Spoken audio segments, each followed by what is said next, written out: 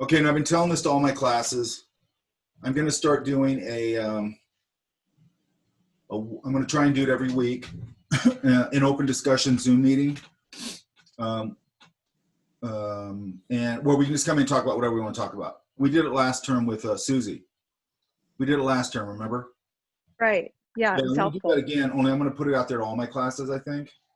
And then we just come in and, you know, if it's midweek, like these classes that go week to week, to me, that's a long stretch. And if you hit, especially with something like this class, you're going to hit roadblocks. You're going to go, man, I don't remember, I don't know how to do this. And that will give you a spot where you can go, hey, I was working on this. I'm not sure what to do here. That way you can keep moving. You don't have to wait till Saturday or whatever. And also, I'm always available if you need to talk to me one-on-one, okay? So just remember that, okay? I mean, like I always tell everybody during the term, I usually live on campus, so my office hours are pretty wide open when I'm on campus. Now we're locked down, so it's like, who cares? You know what I mean? Might as well use me as a resource as much as you can. Okay, so if you have questions and things like that, let me know and I'll schedule it. My schedule's tight and all this stuff, but I can figure it out. Okay. And I'll start putting that up under announcements and I'll go. And here's the other thing I want you guys to know.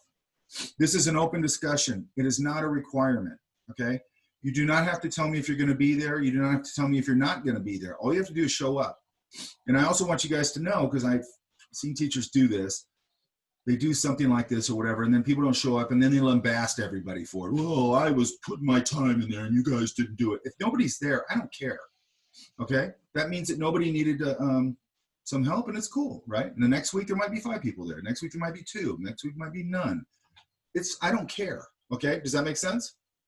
And I like doing it that way because I like it to just be a very casual thing. We can just come in and go, I have a question, you know, and here's the only thing I'll say is I try and get there about whatever time I say, because I'm only going to, if nobody's in there, I'll stick around for about 10 minutes and then I'm going to split, okay? So if somebody comes in a half hour later, it's like, I already split, you know what I mean? But if somebody's there, then I'm going to be there, right? So then, you know, then who cares, you know what I mean? But if nobody's there, after about 10 minutes, I'll split, okay? Okay, so Camille, which one of these you thinking about doing?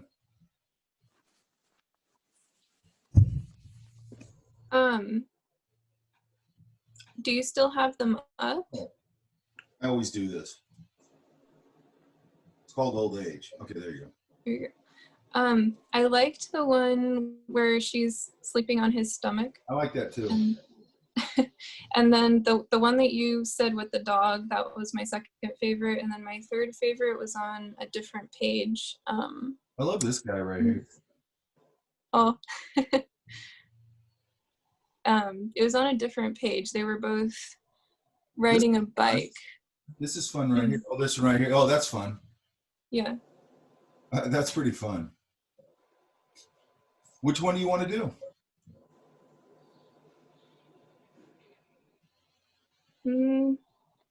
Which one do you think is the strongest? You got a bunch of them I like. So it's like, the only thing I'd say here is he's starting to look a little Jabba the Hutt-ish. Right?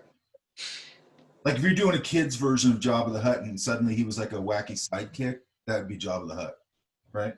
Mm-hmm. I like my top candidate. I want you to do what you want to do. My top one is this one, obviously. Then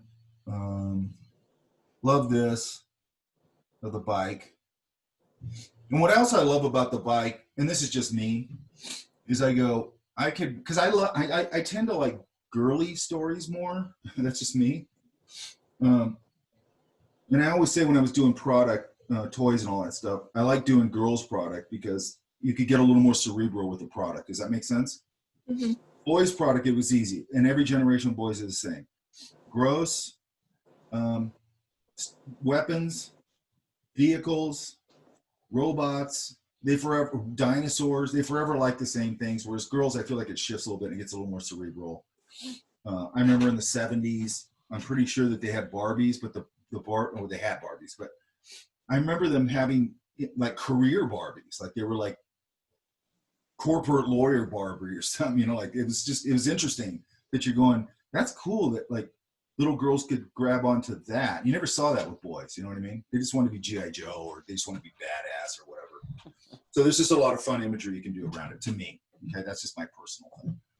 So when I see the one on the bike, I love bikes, okay? And that would be fun to do a very, for lack of a better term, sort of Frenchy bike with a little basket. Maybe there's something in it. And then maybe some quaint shops behind it, like a Parisian scene, like a Parisian street. I mean, that's where my mind goes, you know? Because if I was going to paint this, I'd be like, man, I get to paint the bike I like.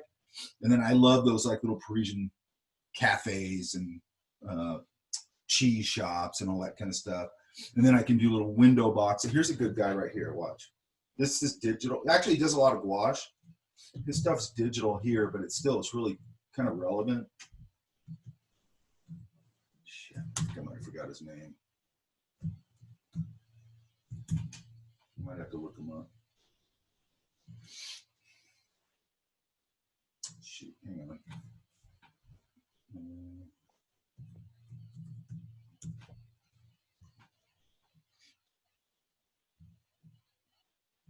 And we talked about sketchbooks already in this class, right? Mm-hmm. Make sure you're filling those up. I was just having a conversation yesterday, or day before yesterday. I don't know how it came up. This old dog that I met in on a trip to Lake Cuyamaca,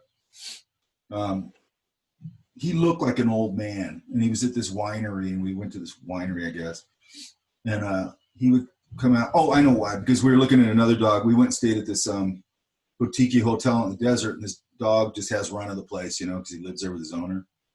And my girlfriend goes, he's got a pretty good life, that dog. And that's why Sebastian popped in my head, that dog. But then I realized, I go, I think I have a drawing of that dog, a sketch of that dog when I met him. And then anyway, I went and found it, and I go, I do have a sketch of him. And then looking at the sketches from that day, you go, it's so diary-like, you know what I mean? It goes right back to you, like, oh yeah, I remember that guy at breakfast. Oh yeah, I remember seeing that Santa-looking guy at the Wolf Preserve. Oh, I remember, you know. And it's just on that level, it's worth it. You know what I mean? And it's not everybody reading your deep thoughts, which is cool. So if anybody finds it, it's like it's coded for you. You know? Okay, so I'm trying to find this guy. Hang on.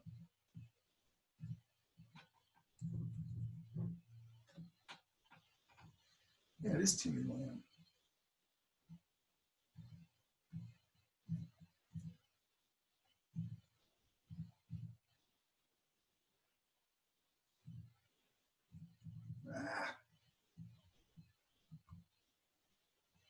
Yeah, I'm gonna let this come up while I talk about these. There he goes, finally. Jesus. I want to find.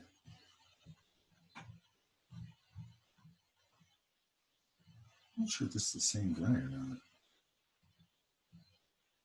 It's not the same guy. For some reason I can never remember this guy's name. Oh, here it is.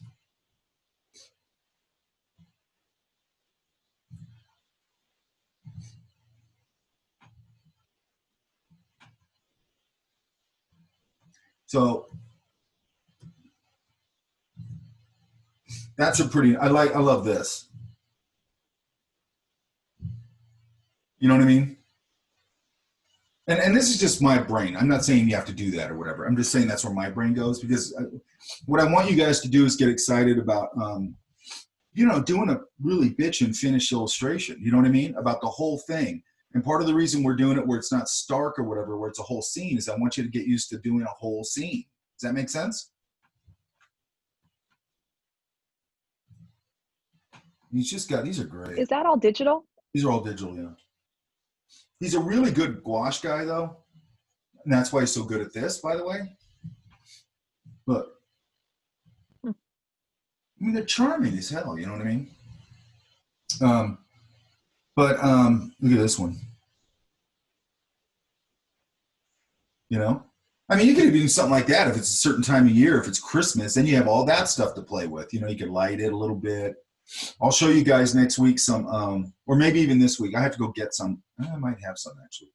You know, some frisketing techniques and things like that you could do that with, where you can get some nice little pinpoints of light and stuff like that with watercolor. But But the reason he's so good at this is if you look at here, all he has on here is gouache. Okay, and he's a really good guy to look at. I'll link him. He's a really good guy to look at because he does these little videos. And what I love about his videos is you see it's just shape, abstract shapes. Okay, so see how he's just putting it. Can you guys see that? Yeah.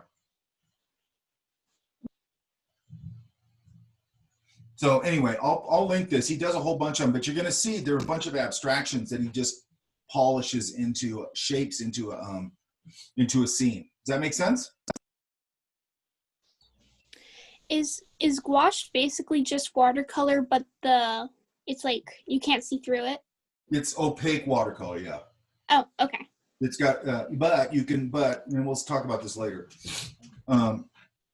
You can wash it down and use it like watercolor and use it transparently, okay? Oh, okay. Which is sort of going to be the common theme when we get to opaque media, that you're sort of washing in your early washes and then you build slowly to thick, and that's called fat over lean or thin over thick or whatever, or thick over thin or whatever.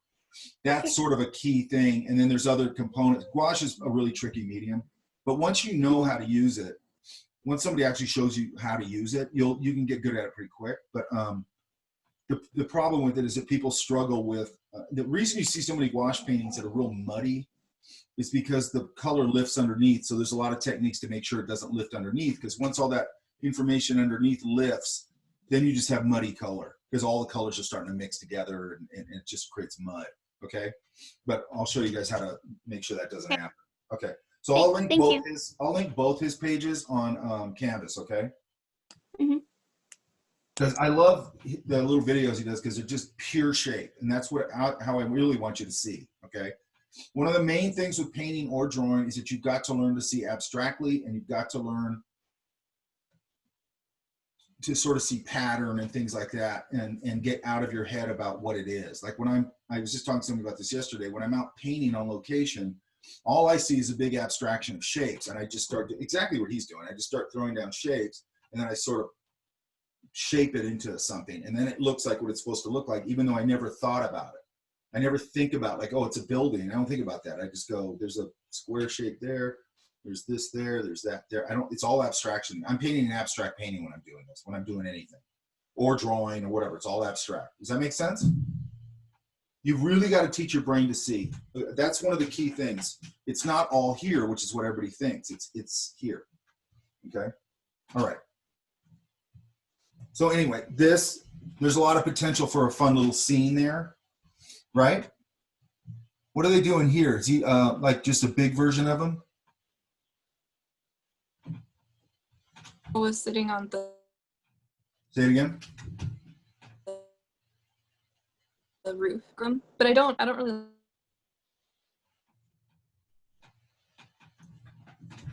I like that one. You don't like that one? Okay. What about here?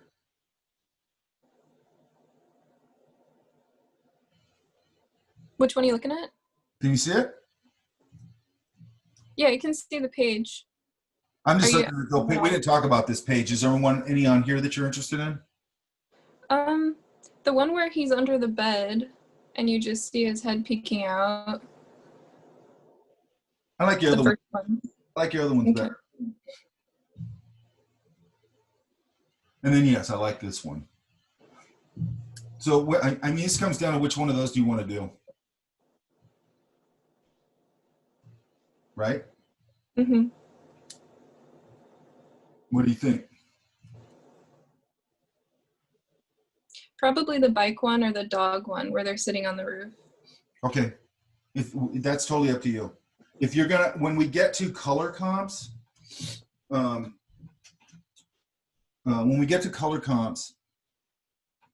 know, the monster could be some fun colors if you want or whatever, right?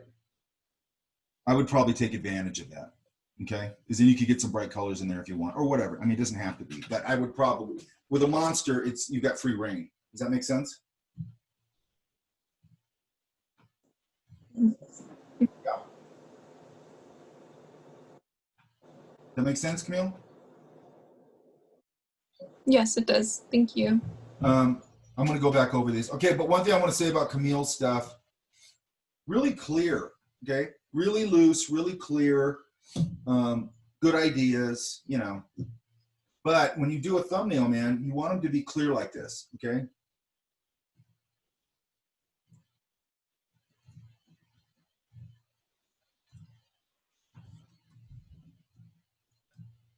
Okay, so let's go. Okay, so I found out that on Canvas, I can download all these at once, which I didn't know. Which at least then it let me down. Hey, Susie? Yes. Where are yours at? I don't see yours. So I just downloaded. Adobe. Huh? Same. It's alphabetical there. Grusto. Oh, right there. Not very smart.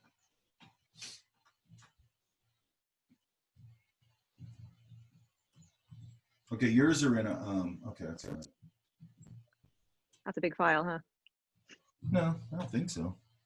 Let's see. Oh, I don't know. I They just- got the whole thing downloaded pretty fast, so I didn't know you could do that. You Okay. could just download the whole thing as one. That actually makes it a lot easier. Okay. Okay, what are we talking about here?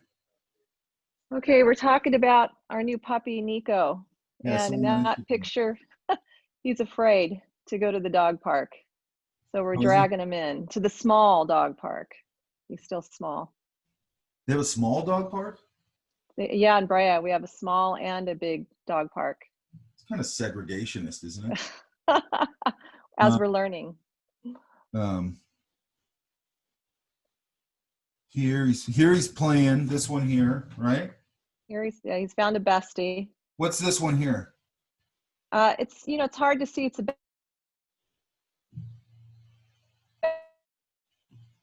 back of his, that's the welcoming committee. Okay, so my brain goes right to What else? Okay, so then we hear a lot of the coyotes when we're at the dog howling on the other side of the fence. There's a lot of small dog park fashion. Oh, that's cool. I like that. Okay. There's a lot. It's funny. We've noticed small dog owners really dress their dogs. like Then that he starts getting not, huh? I like that angle. Yeah. Then he starts getting naughty and too big for the small dog park. So then we drag him to the large dog park, which is the next page. And he's coming. Oop. Back Here? one. Go back. Nope. one. Go back. Hang on, let me get my thumbnails up.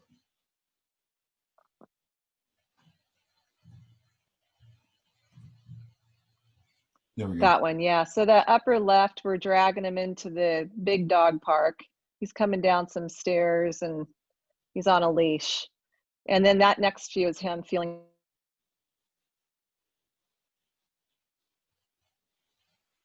very small. So that's, you know, basically all dog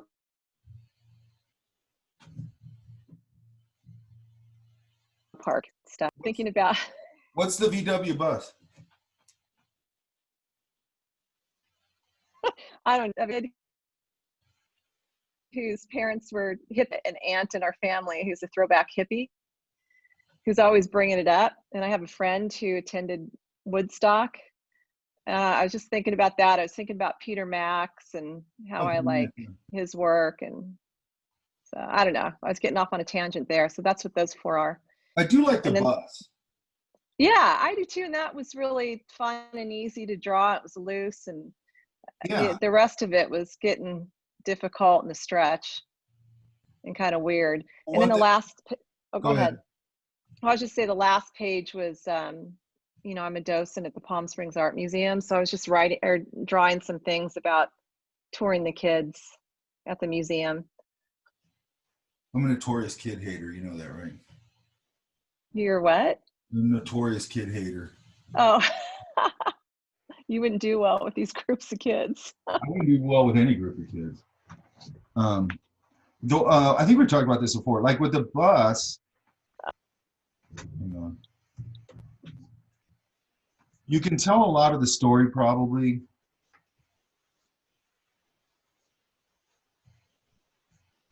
I mean, obviously with the way the people look, right?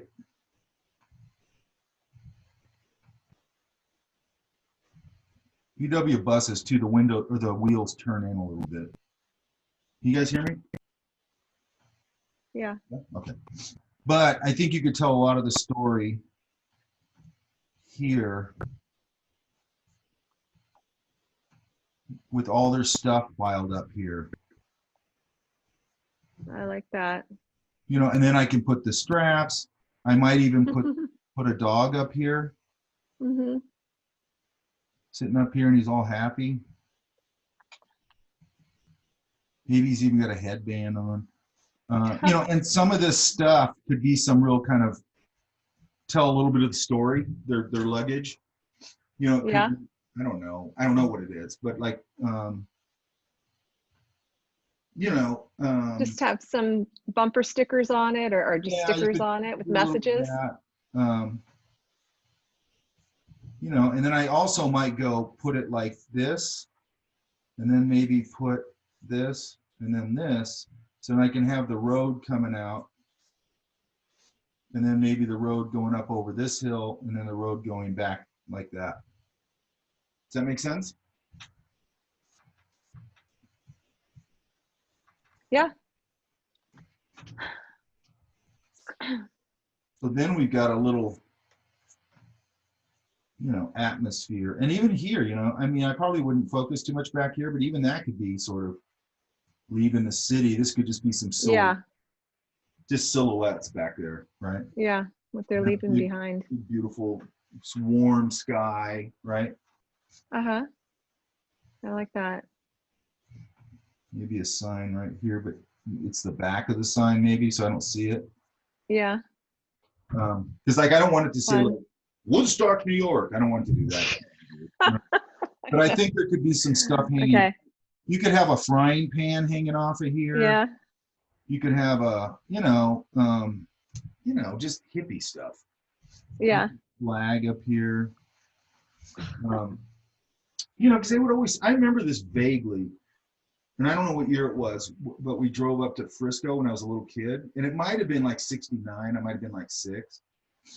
And it was in the camper, up in the top part of the camper. And I remember on the side of the road, there was, I remember this really vividly.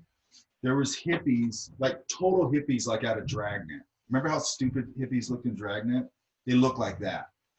And like almost like costumes, you know what I mean? Then they'd have these big elaborate signs that were like all hippie painted that said San Francisco or bust, you know what I mean?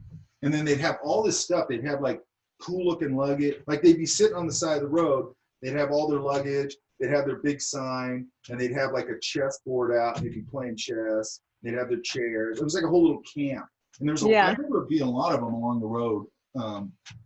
You know, I remember my dad also going like, "You goddamn hippies," you know. He hated hippies. Okay, does that make sense? Yeah. I would do that because that's fun. Okay. And you could incorporate your dog into it. I don't know why every time I stack luggage on top of a vehicle, I always put a dog on top of it. Yeah. Because I think a dog would like that actually, as long as he didn't fall off. And then I would think about what these items are, because I think the items could tell a lot of the story. Okay. Right.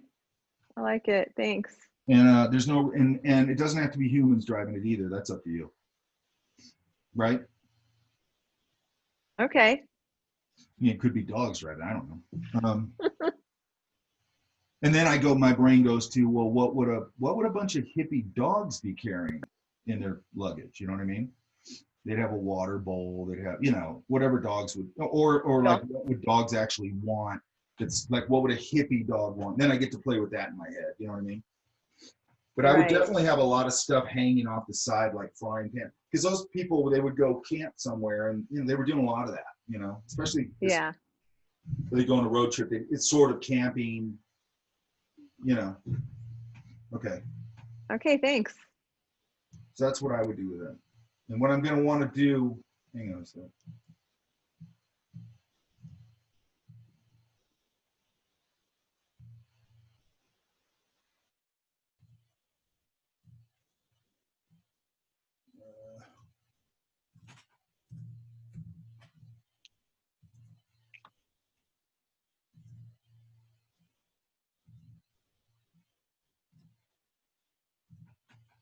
Okay. All right, so that's that. Okay, where's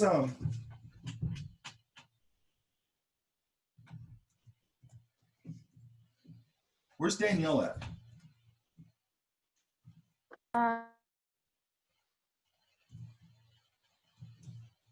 There you are. I'm right here. You gotta pull these up. What file format is this in?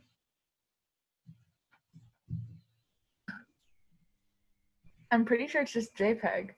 No, they're not JPEGs. I can open them in Photoshop, but like they don't open. If I double click them, they don't open.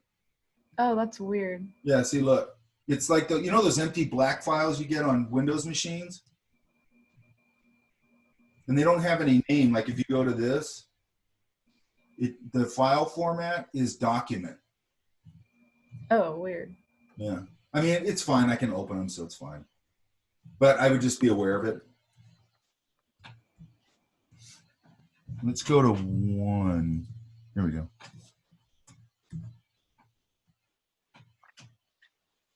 Okay, so what are we thinking here? Okay, so I thought I was going more towards story stuff. That's fine. I don't care. Okay, so there's like a few story ideas in here. So like on number 2, which is technically my first idea, I was thinking of like this little person or like a little spirit who collects dewdrops I for like like that. soup or something. And then like number 3 is it went way off track. It was just like a ghost who's like looking for a necklace and it like gives her superpowers, or not superpowers, but like I guess it turns her back into a human or something. I don't know. That's fine. You know, and on this thing, I don't expect you to flesh out the story that far. I just want you to have cool imagery. Does that make sense? Yeah, that makes sense. In the, And other then class, in the other class, like illustration, then I'm going to care about story and all that stuff. In here, pure mechanics. Okay. yeah. And have you done a lot of full scene stuff? I know you do a lot of gouache stuff. Yeah. I've seen you do like character stuff. Do you do full scenes too? Yeah, I do. Okay. Let's go to 2. And the pictures are really dark. I'm so sorry. I had to take them at night. No, they're fine. I can see them fine. Okay. And all I need to do is be able to see them. Okay. Okay. And I was still going towards like fairy stuff. So like this one's like a fairy who delivers mail, and they have like a mail pouch. And then I did like the comparison of the fairy to like the mail's like the letter size. What is number 3? Oh yeah, that one. It was like I don't know why I'm drawing like tiny people stories, but All right. they take art supplies that like people throw away, like broken pencils and like old erasers, and they make like art out of them. I love that. This one is just like this girl, this is all the same design, but like she That's knits okay. sweaters for her like ladybug friend. Makes what? She knits sweaters for her ladybug friend. I love that too. So this ladybug like loves sweaters. Yeah. I like that. Okay. Okay. I mean, I think all of these are doable. It's going to probably come down again to what you want to do. Yeah. All my stories like bleed into the other pages. So then this one's I like, don't care. For this, again, I don't care. I'm not asking you to give me, like I did an illustration where I'm going, give me 15 separate ideas. I don't care in here. I just want you to find a cool image. That's it. Okay? it's a ladybug again who loves sweaters. And I wanted it to be like, I don't know, in the winter. So they're all wearing sweaters and it's like a bug hug. I don't know. I like the bug hug. I like that too. And then this is a different one. It's just like going with the same ladybug. This ladybug loves fashion, but like all the butterflies are like, we don't like your fashion. So then it's kind of like overcoming like the judgment of people. Is And, that like, 4? Is that number 4? Yeah. Yeah. And like being yourself. So Okay. yeah, I don't know. And then this one's a ghost who makes like suitcases or radios for like other little spirits, I guess. So I drew like, I looked up like leather making tools and like old radio parts. And so he's like a store clerk, and he makes things for people. If you want to do research for your leather goods thing, and I think they're still around, have you ever heard of Tandy Leather? I have not. Okay, so leather stuff was kind of big in the 70s, you know, where you'd like, I had them, everybody had them, these cheesy leather belts. You get them like swap meet, and they'd stamp your name into it, right? And they'd stamp like, you know, they'd carve like, they almost look like cowboy belts almost, right? But anyway, there was a company called Tandy Leather, and I just found out not too long ago that there's still some of them left. You want to go into a weird relic of the 70s, go find a Tandy Leather, right? Yeah. And also look at the people who are in there. They're like leather nerds, which is weird. Okay. Okay, so I mean, I like a lot of these. Which one are you gravitating to? I really like my first drawing of like the dewdrops and stuff. Yeah, I like that a lot. I think it feels like a complete idea. Yeah. And then I really like the like ghost clerk. Just like the store ghost clerk, because I feel like I could just paint really cool stuff with that. So I'm cool. So that's this guy here, right? yeah, any of the scenes. Yeah. And he makes suitcases? Yeah, he makes like suitcases for like ghosts to hold their stuff in. Okay. I'm cool with either one. It's up to you. Okay. This is the only class I have where I get to like let you guys sort of just do your thing, which is kind of fun. But what I would say with you is, and any of you guys, depending on where you're at, especially if you have some experience or whatever, start thinking of these as like a really nice portfolio piece, right? Yeah. And just like I was telling Camille, like that one, I know Camille from other classes, that image that I like so much, it says all those things I said. I think it also reflects a little bit of Camille's personality a little bit, which I think is a really cool thing to do. Because I think when you're, at least for me, when I'm talking to people to hire them, that's 90% of what I'm looking for is personality. Like, is this person cool? You know, is this person fun? Am I going to like hanging around with this person all day? You know, and I always tell my classes, one of the things I would always ask people in interviews, I just talk to people in interviews, right? But I'd always go, so you like dogs? And if somebody went, yeah, they're all right, I'm not hiring you, right? Now I could probably get hit by the labor board for saying that, but it was like, you don't like dogs? Like, who doesn't like dogs? And I'm of the mind, like, if you don't like dogs, something's wrong. Like, there's just something wrong, you know? But anyway, back to the point of, it's nice to get a sense of somebody's personality. Okay.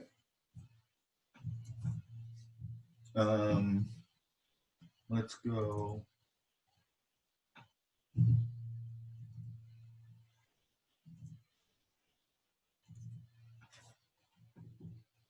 Okay, I went through that one.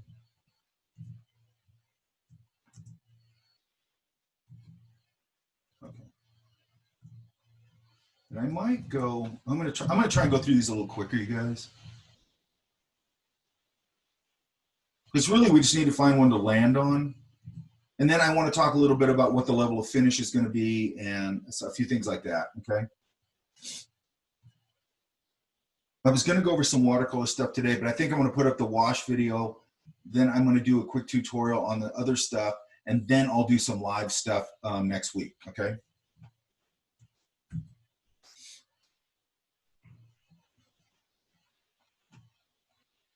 Okay, so where is Deborah. Deborah, there you are. Okay, what are you thinking? So these are just some memories that I have at my great-grandfather's house. We used to go there during the summer because the parents were working, and we just did all kinds of things every day. You watched Dark Shadows? Was that still on? What year was this? That would have been like late 60s. How old are you? I'm 60. Oh, interesting. That's cool. I like it when people can have the same reference points as I do. Dark Shadows, by the way, if you've never seen that show, That is such a weird show. I go back and watch it. I don't know. It's probably on something. I don't know.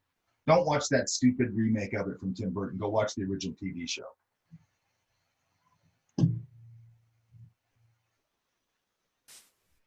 And same thing here. Yeah, it's all like during summers. Okay. Our great grandfather was a babysitter, but he was already 80, so we kind of just did what we wanted to do. So like to play tetherball, so I was like the best. So I was the queen at tetherball. I did a couple interiors. Interiors. I want to get at least some kind of character thing in there. Okay. And I probably start figuring out. Well, I remember the Helms truck. I was just talking about this.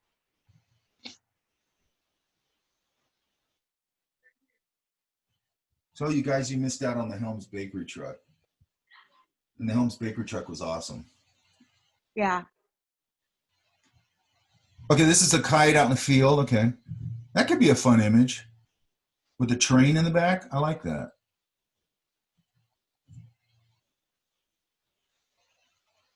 Library. The camping thing could be interesting. Okay. I think that could be really interesting. But now, okay, so let's go through these other ones real quick.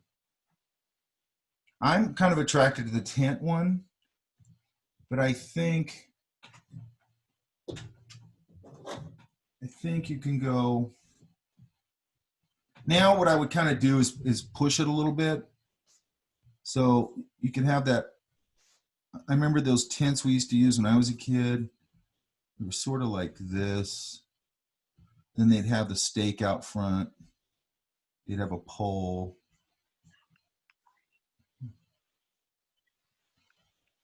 They used to have, I think on the side they had things. I can't remember. It doesn't really matter. You know, and it looks like you have the kids like peeking out of this thing here. Right? Yes. So I'd make that a little more prominent. You know, they're kind of peeking out, or maybe they got a book in front of them or something. And then here, I'd probably put a fire, right?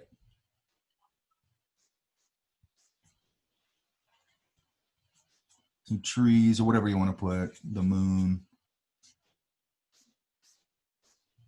And just do a cool little camping scene. Okay. That makes sense? Yes, it does. But now I get into the stylization of it. I have one. I'll try and pull it up later on that's sort of similar to this. I'd go for that one. All right. Now it's about styling, right? Yes. And styling, by the way, you guys, pretty wide open. Okay. I just want it. I don't want stuff that's like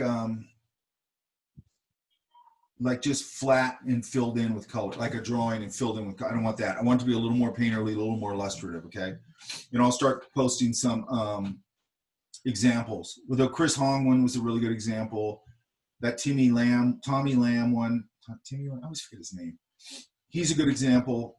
His stuff's very painterly. I know it's not the stuff I showed you, the digital stuff, but I mean, it's painting. Painting's painting, right?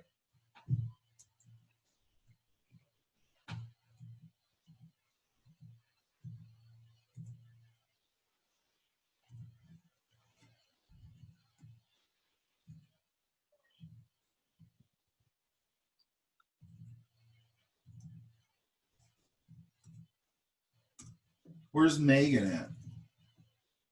Right here.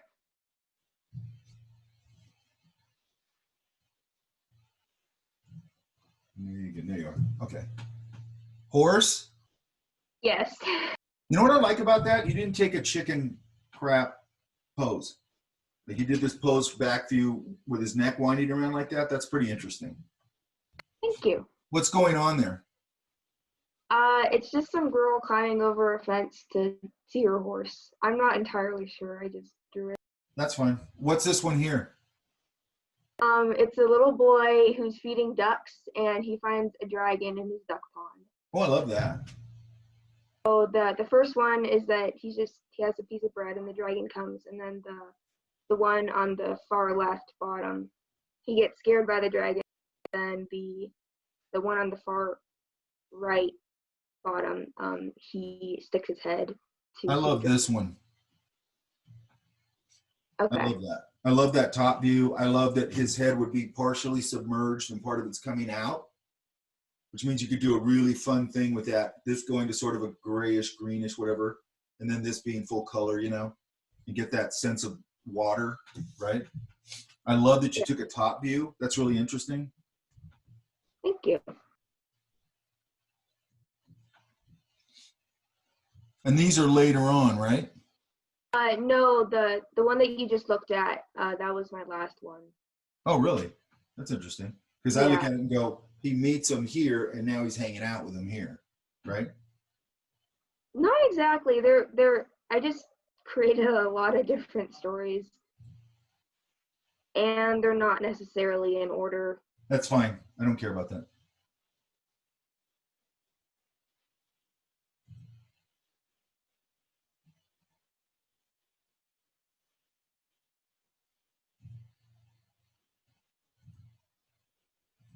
It's this one. Okay. It's that. Okay. It's got a little bit of magical to it. It's got some charming to it. It's that one. Got it.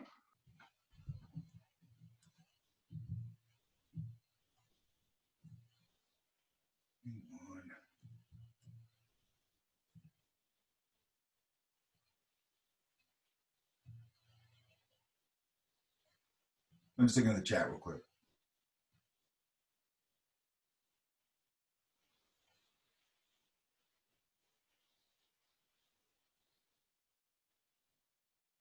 And no, I just read in there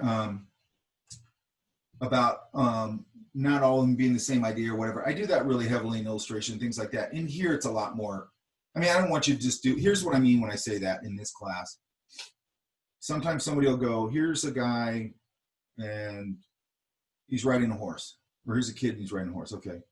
Okay, here's another one, and now the horse is standing in front of a fence. Okay. Now here's the horse and the kid sitting on the horse and he's standing in front of a house. Okay. Now here's the course or the kid riding the same pose and everything, but now he's going to school. That's what I mean by just doing the same thing over and over again. Okay. In here, I don't expect to have all Right. these totally disparate stories and all that kind of thing. Okay.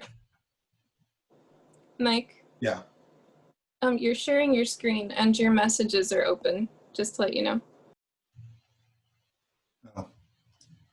They're doing the schedule right now.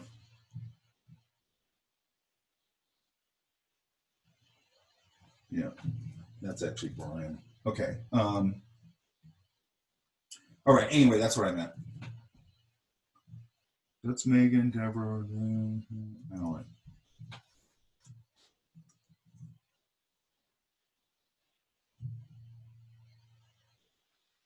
Where's Alec at?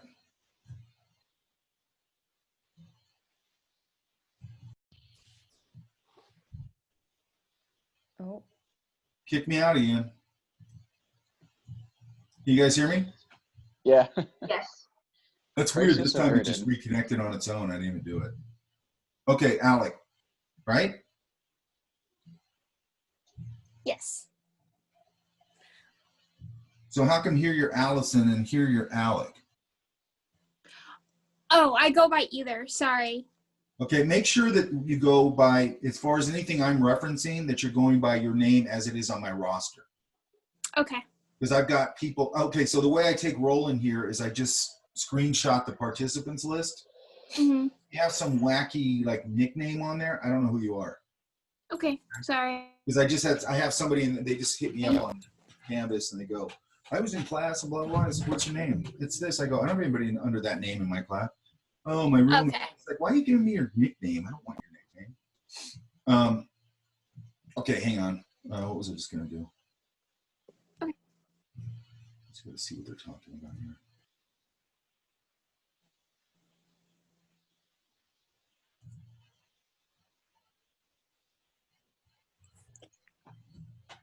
Okay. All right, so what are we saying here? Oops. You there? you're not sharing your screen. Hi. Yeah. Your screen isn't sharing. Sorry, forget it goes back when it throws me out. Okay. Oh, those aren't mine. Sorry, I'm Allison. Oh, okay. Those aren't mine. I'm saying out. Yeah. Those are mine. Okay. So what are we thinking here? Okay, so I just realized that I kind of got your that I read the assignment wrong. So like all of the, cause like people were showing like different panels, like different story ideas, but all of my images are just like the same thing, but like taken from a different perspective or like something slightly different. So Well, it still could work. okay, so okay, so here's my idea. Since you said it was like a children's book, I decided to do something like kind of simple and silly. That's fine. And so my story is about like this girl who wants to just read a book and enjoy a nice quiet.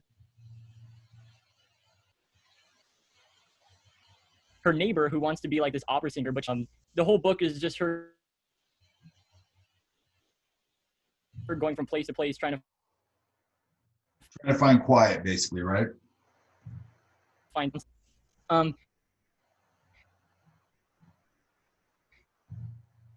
I know you said that we should keep it simple and not like too simple or like. Well, we can. Right now, I just want to find something to illustrate. We can always elaborate on it. Okay, because I had some other ideas for like how the book should open. Like this was like one of my later ones. Like I thought of other things. Like if I were to do other like different drawings, like I could like instead of the woman singing, I could do like maybe dogs barking at another dog from across the street, or like, you know, someone is loudly roaring their motorcycle, or Well, the thing I like things about like that. the thing I like about the opera thing is opera is very grand and very visual, and I like opera. But I think in this case, since we don't have to explain the whole story, it can just be a weird juxtaposition of images. But Yeah. I might and if you're gonna do, you know, like if you have one of them, some of these look like she's on a ship to me, like this one. Well, where is she? Or this one? Wait, where is it? Oh yeah. This one.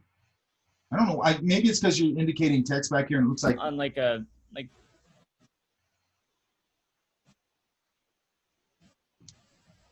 Yeah, I see what you're getting at. Also the squiggly lines that are there, that's just where the words have to go somewhere. That's what I So figured. that's why I put like Okay. those like, yeah. But wherever it is, you know, you might, you know, if you're going to do that, and I'm zeroing on the opera singer thing just because I think there's an elaborate thing there where if she's reading, I might find some reason to have a balcony here, and maybe this person's up there,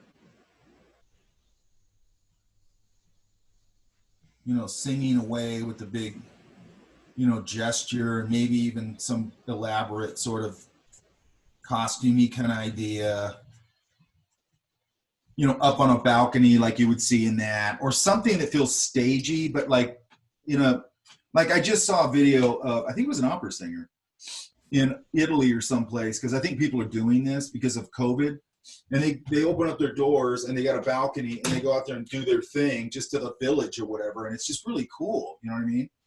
So I mean, but I'd want to play with that. I'd want to play with the costuming and the staging and all that, right? Now it can't be a real stage, so I got to find. It could be a balcony in a hotel complex, you know. It could be whatever, you know. If you're going to do that, to me, if you're going to do the thing where she's trying to find quiet, and if it was a children's book, it would sort of have to be rhymey, and you'd go from page to page, and everything is totally ridiculous. Where it's like, and there's an opera singer, and then you turn the page, and it's a fire truck in her backyard or whatever, you know, something making all this noise. It's something super visual. Does that make sense? Yeah. It's because the reason why I didn't do like much of the costuming is because like I don't care again, about that right now. because I try to make it as. I expect you to have it now. I expect you just to do what you're doing, which is just have a an idea of what you're going to do.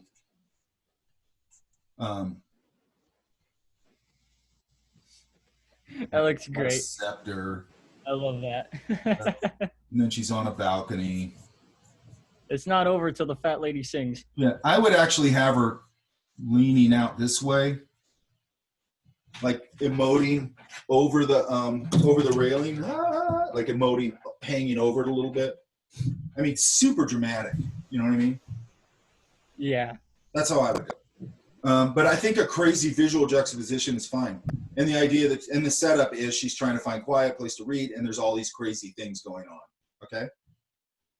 Which is your idea. Okay. But so I would say maybe take this idea and sort of add, and you can probably add it in a lot of things. Like it's kind of here a little bit. There's a bunch of ways you could do it. Just kind of refine that. Okay? Yeah.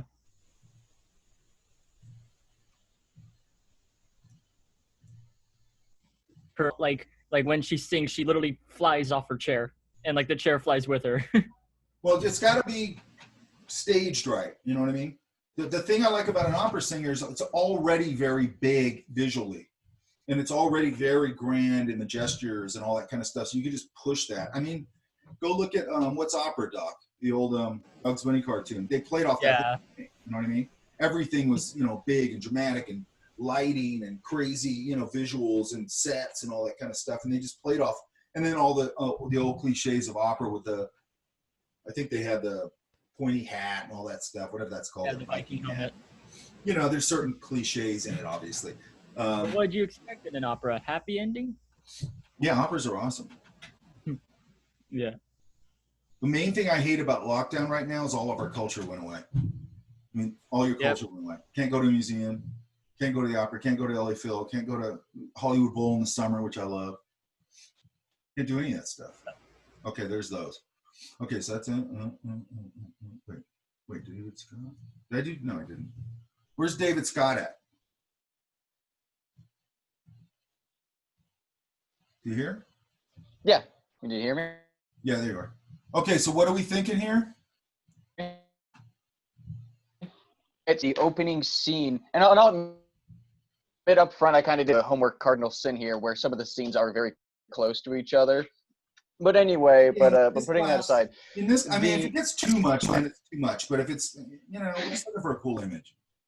Yeah, I mean, well, it's our first assignment. I'll get on the. Well, I'll do a lot better on this next one. But anyway, but for the first 4 pages here, it's the opening scene of this tale of 3 ghosts here, whose deaths are all interconnected with each other, and they're basically forced to it's kind of like the old story of, like, you know, a ghost has to reconcile, you know, the way they died or how they lived. Okay, but like this guy I'm looking at as a back view. I mean, this feels very fantasy to me and less kid. Am I wrong? Yeah, you're probably about right. It probably is closer to fantasy, less kid. And then, like, is this like a big hulking figure right here? Yeah. So that's what I was going to get to, is that all of the ghosts are caricatures of whatever grievous.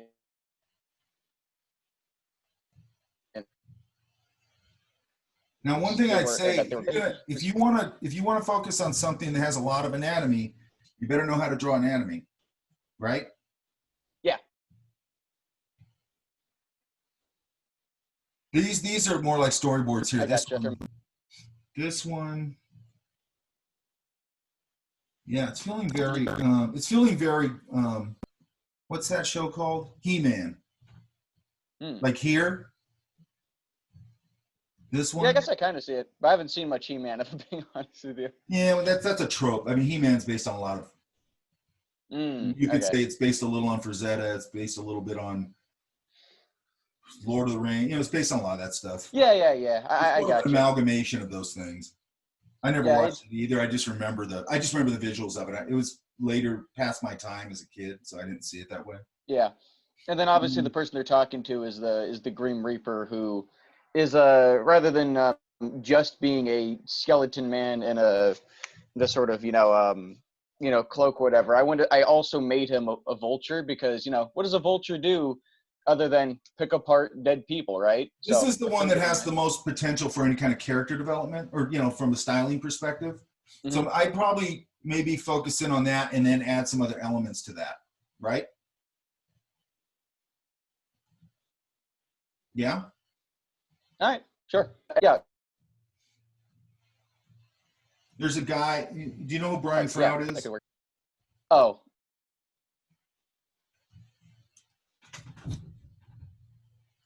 I just looked- no, it's a new name. Brian Froud did sketches sort of like this, but he would do these very beautiful loose sketches Mm, and then just wash a little watercolor over them. Hang on, okay. let me find them. They'll usually come up. Of course, they won't now because I'm looking for them. Okay, so what are we thinking here? I don't have a story yet. It's only a lot of ideas. I don't care as long as it's a good idea. I don't care.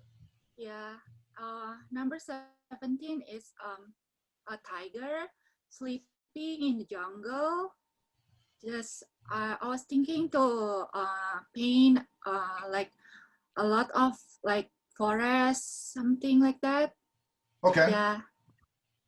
And then the next one, number 18, like a cat trying to take a nap. Yeah, on the cat tree. And there's number 19 is a cat taking a bath. Okay. Like in her house, like tree house. Yeah. Okay. Looking at the window, like at nighttime. Yeah. And number 20 is like based on the Peter Pan, a boat, like a Noah Ark too, something like that, with the cat character in it.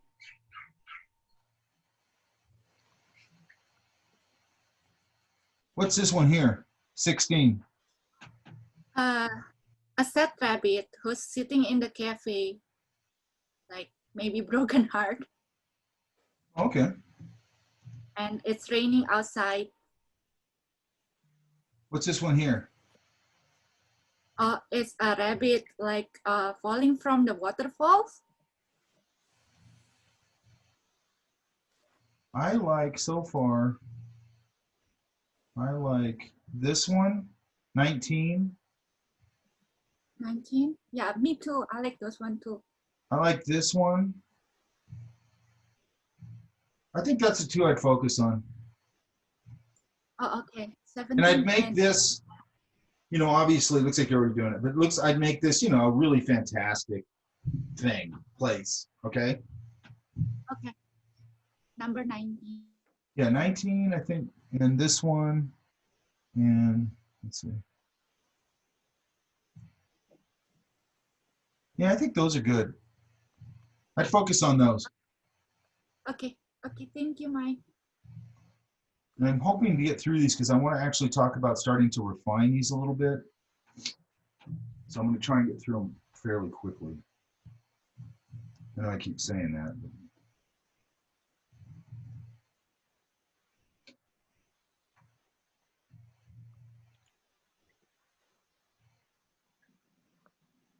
This is Alec.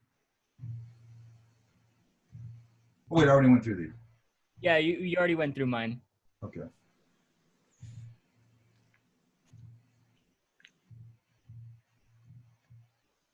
There's Susie's.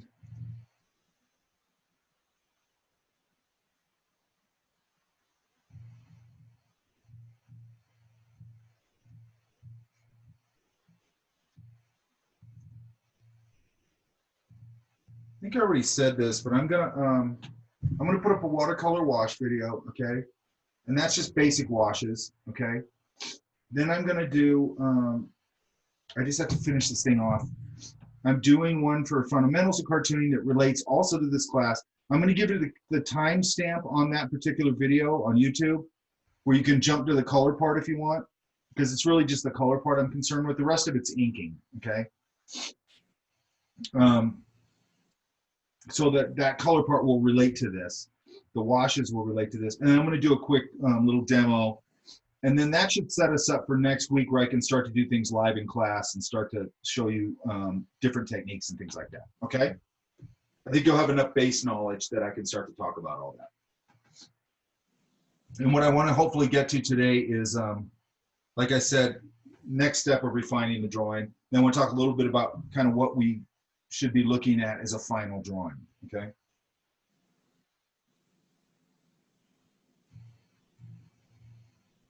Who's this?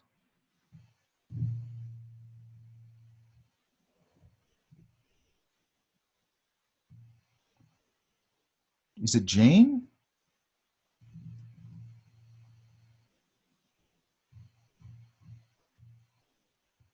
Was she here? Let me look at the participants list. Jane's M. Rents is here. Oh, that's me. Sorry. I can't see your screen for some reason. And everybody It's else just see my not screen? working. Yeah, no, I can't see it. I can only see like everybody's like faces. And I can see yours, but I can't see like your actual Hang on. like screen that you're sharing. But it's fine though. Hang on. Sorry. Yeah, so I goofed and I accidentally I thought you wanted one story. So I did like I don't very, care. very That part I don't care about that much. okay. Hang on. I'm gonna They're reshare not my. like the greatest sketches ever because I've never done a thumbnail, but I Never just done a did. thumbnail? Okay, Yeah, can I've you see never my done screen that. now? Huh? Can you see my screen now? No. Can you guys see my It's okay screen? though. I don't need it. I can see your screen. I can see it. I just can't see Okay, it. I don't know what's going on in your end though. But it's Is okay. Is it because you have something, Mike's video pinned? Have what? No. You pinned his video, you know, those three dots in the right corner. If you pinned one of the videos, then I don't think I okay. did. Let me see. All right. No, I well, let's didn't. go. Okay, so It's okay though. It's not. so what are we looking at here? So yeah, so I made like a full story.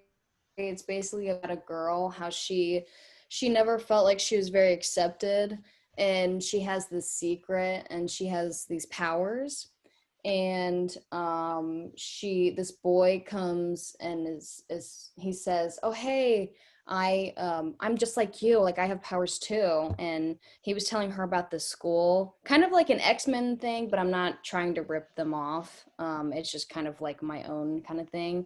So then basically her and her mom. Wait a minute though. When you guys tell me stories like that, and then they say it's kind of like an X-Men thing, it's like no, it's exactly an X-Men thing. They have powers. They No, have... I know, no, there's like more to it. Okay. So basically they go to the school, they check it out, and she likes it. She gets accepted and everything. She finds a friend group, and then something weird happens within the school, and there's this professor that gets hired, and he's like really kind of like weird, and he kind of rubbed her the wrong way.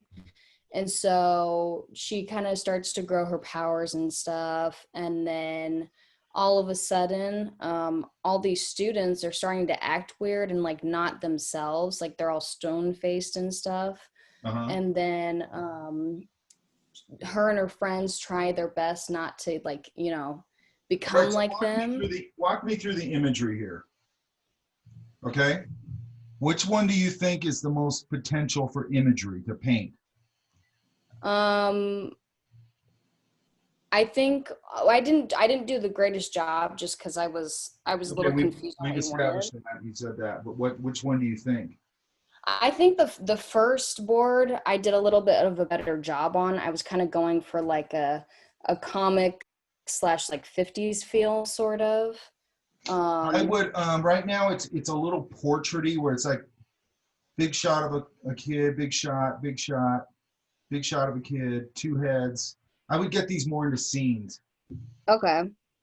So do you want me to work on it then? Do you want me to start over and yeah, just do a couple that are just scenes. Put these people into a Okay. scene that's interesting, right? yeah. So, fantastical thing. I mean, you've got a lot to play with, right? Because like in this kind of thing, to me, you want to go pretty fantastic. Okay. Okay. Because if it starts So getting do you want me too to much, like if it gets too much into sort of this like very long narrative, it's starting to become a graphic novel, and that's a little bit different. Mhm. Okay. So I would just Okay. I would think about scene. Okay. And also think about it from perspective, like this is one of the, I mean, I want people to paint or draw or whatever, create things in every class that they're interested in. But this is one where I really let you have a lot of free reign as far as what the subject matter is that you guys like. The only thing I pull back on a little bit is if it just starts getting too far outside of the boundaries, okay? Yeah. But again, this is mechanics. At the end of the day, what I want you to come out of here with is a very good understanding of paint handling, of wet media, okay? And then mixed media. So using these things and then going, okay, now we can start combining these things and doing these other things with it, okay? But if you have a good solid foundation in gouache, watercolor, and acrylic, if I have time, I might even talk a little bit about oil, but you'll understand oil pretty well if you're understanding gouache and acrylic, okay? So when you go into those, hopefully you'll have a little understanding of paint handling, brushwork, design, all that kind of stuff. Level of finish for drawing, all that sort of thing, okay? Who's this? That's mine. Okay. Let's go. Let's start here. Okay. So what's happening? Well, on the first one, it's the dog. He stole a piece of fried chicken and he's eating it in secret. Okay. Basically. Again, anything with dogs is usually fine with me. What's this one? I think it's just like a portrait frame of a person just trying to say hello. I'm not too sure. And where are they going here? they're going to like a store. It's probably like a market. Okay, now this kid has potential for like lighting and stuff like that. Yeah. And let's see if I can pull this up. And one of the things I want you to look at for this guy is this. Hang on. Whoa, that was weird. Wow, my lights just flared up. Do you guys see that? There we go. That's better. I didn't see anything. I have two panel lights over here for the live area, and then all of a sudden they just went whoop and flared up like super bright. Like I can adjust the temperature and the brightness, and they just flared up for some reason. It was just weird. Okay. Let's look, see if we can find it here.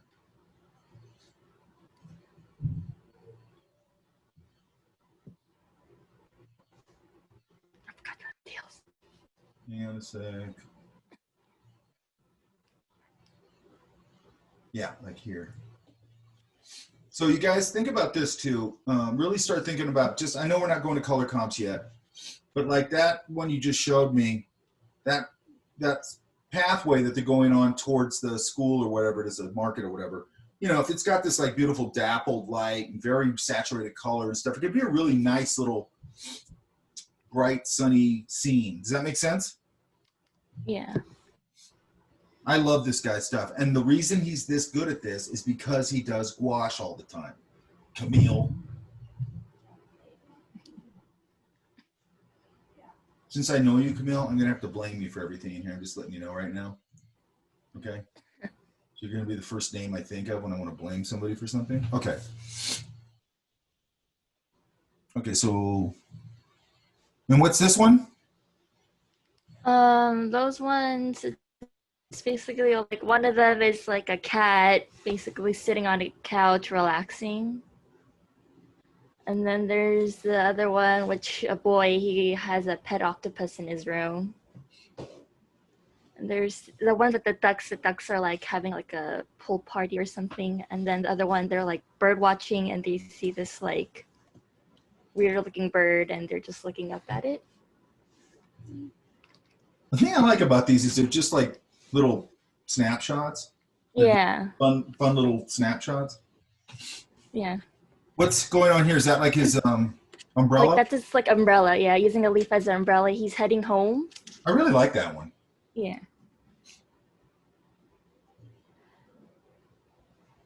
And then the one with like the cup, that's supposed to be like an armadillo. He's wearing like one of those monocles, and then he's wanting some tea, and this person's just staring at him to see like this weird armadillo is trying to drink tea. And then teacher? Yeah. Like a classroom setting, and then that one is a little girl. She got a cat for her birthday, like a pet cat.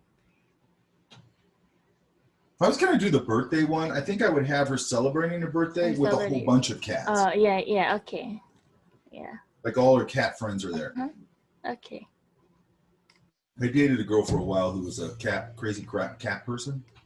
Mm-hmm. So I have all kinds of cat stuff in my head. I really like this one. What do you guys think? I really like this little mouse, right? It feels like a little narrative. And you could make this little house really cool, this little trunk house. Yeah. I would do that one. Yeah, okay. Think about, is it going to be stark like this? Is there anything in the background? Might be a little foliage. We'll start talking a little more. I'm going to talk about that a little more later, okay? Today, hopefully.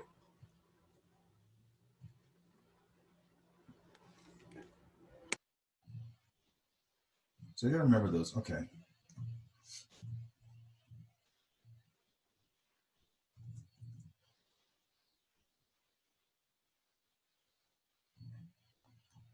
Who's this? Hello. Where you at? Um, Oh, there you are. Okay. Oh, this one's interesting. What's that? it's a sad clown. Aw. Yeah. No, like the circus animals are just.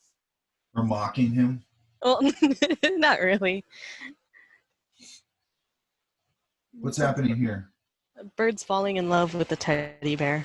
I like that.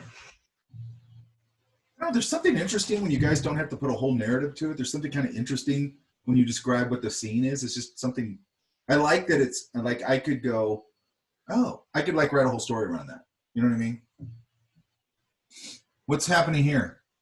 They're going out for a picnic. I like that. I like all these. He made off with the teddy bear, right? Yeah, they're gonna elope. My girlfriend has a wedding venue site and she likes elopements, so you can tell them about that. What's happening here? No food? I mean, no candy? These are great, Someone's a little early for trick or treat. These are really good. These thumbnails are really cool. What's happening here? It's like a girl having this imagination where she's the knight. Okay, I like that. The thing that's fun about that is that's a big, fantastic thing to paint. Like, I'd want to paint that. What's happening here? Is the eyeball in the food? The two mice behind the bowl of fruit are trying to steal food. From the cata? Yeah.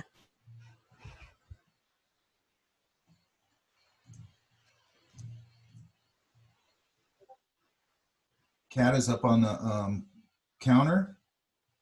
Yeah, on the shelf. And then their dog just yelling at it. What's this one here?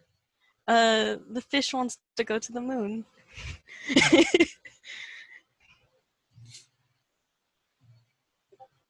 What's happening here? They just cooking? Yeah. What's happening there? Dad's drinking too much? Yeah. And he just got home? Yeah. I was that kid. Door open. My dad's home. He's drinking too much. Okay, so what's happening there? So instead of like being afraid of the dark kind of thing, I just did the opposite where it just looks like a kid who's afraid of like the light. And I didn't really think much into detail what that light kind of implies. I know it looks ominous, but there's something kind of funny about it. You know what I mean? And maybe because I just have that kind of sense of humor or whatever.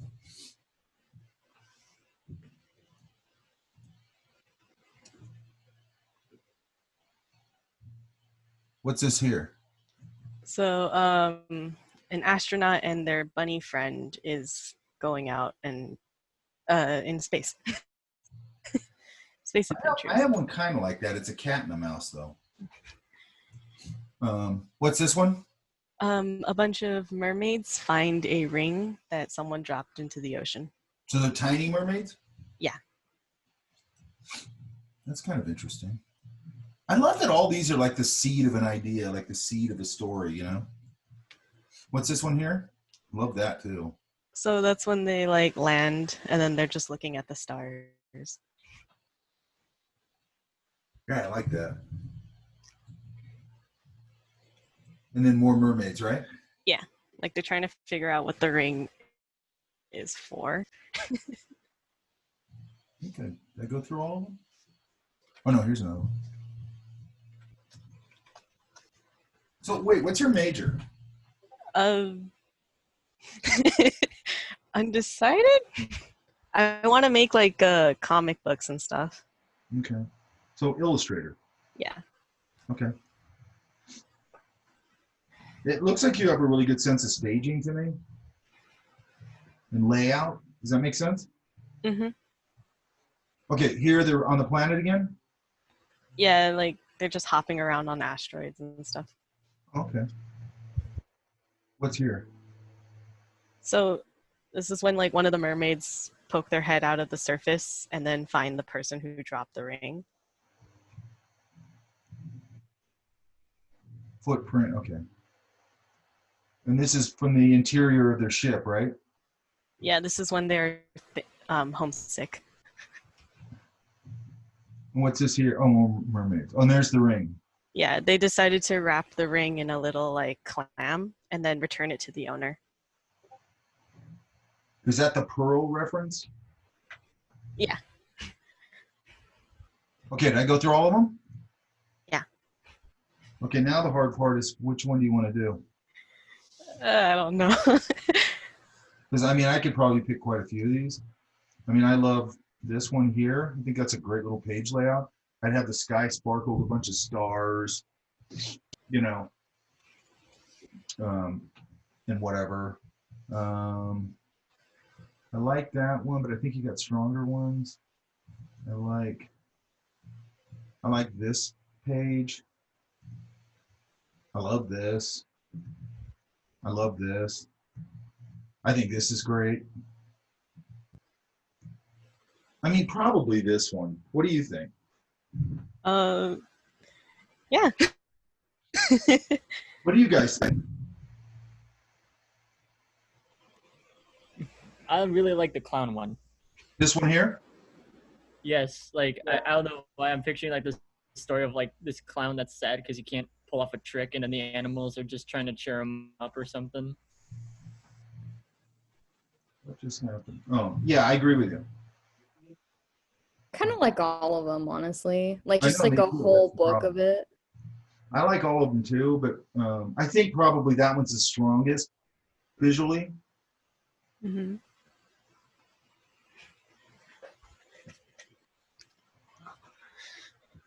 God, I still got people trying to add classes, and it's like we're like 2 weeks into the term. Okay, I'd say this one. All right. And what I would do, maybe one way you can, and I know we're not starting. I know what, I'm jumping ahead a little bit with color. Let's see if this one came up.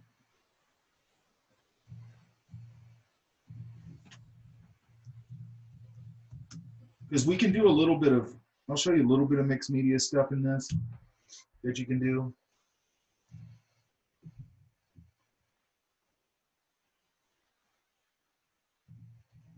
Oh, that's annoying.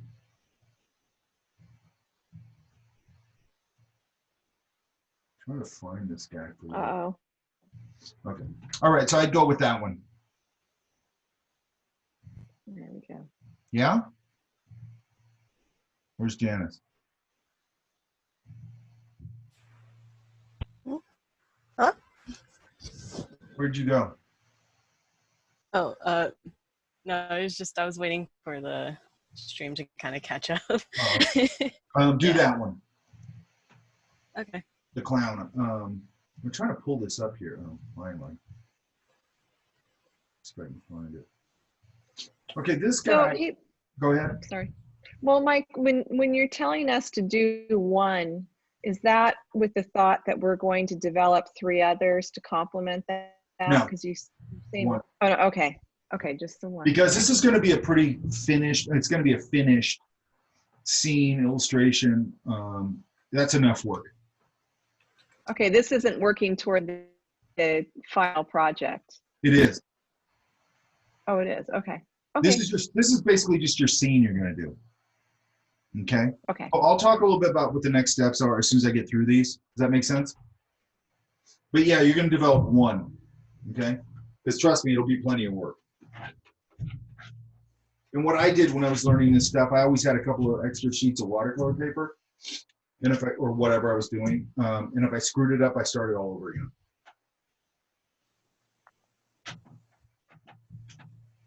Which is why you should always start early. Then you have time to course correct. Okay, so Okay. this guy,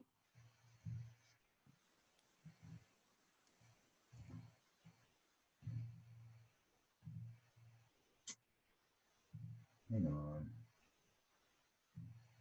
I'm getting all the small ones. Here we go. He does these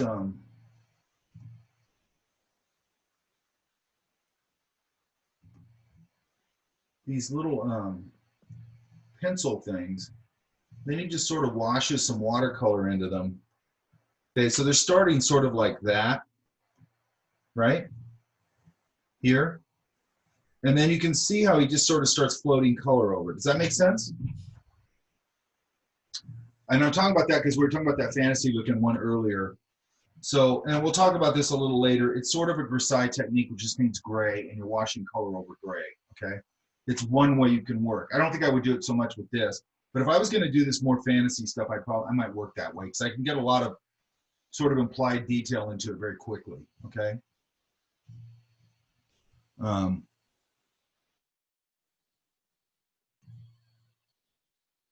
Who is the artist, Mike? Brian Froud. I'll put a link to him. Actually, let me write these down so I don't forget. So, Tommy Kim.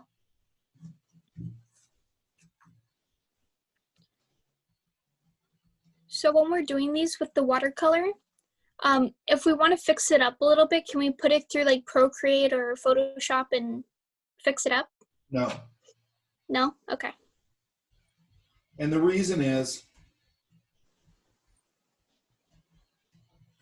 we'll talk about that later, okay? But because I don't think it's a bad thing to do or anything. I want this pure technique. Oh, gotcha. And the problem is when you start going, yeah, you can do something digital, every kid will do a total half-ass job, and then they'll try and fix it all digitally. Okay? I want to know that you can do this from start to finish in this medium, okay? Okay. And what it's going to do, which I probably already said, it's just like that Timmy Kim guy, or I always forget his name, Tommy Kim, but the guy I just showed you does those really beautiful painterly looking digital things. The reason he's so good at that, and the reason he's so good at lighting, is because he goes outside and he paints from life all the time with gouache, okay?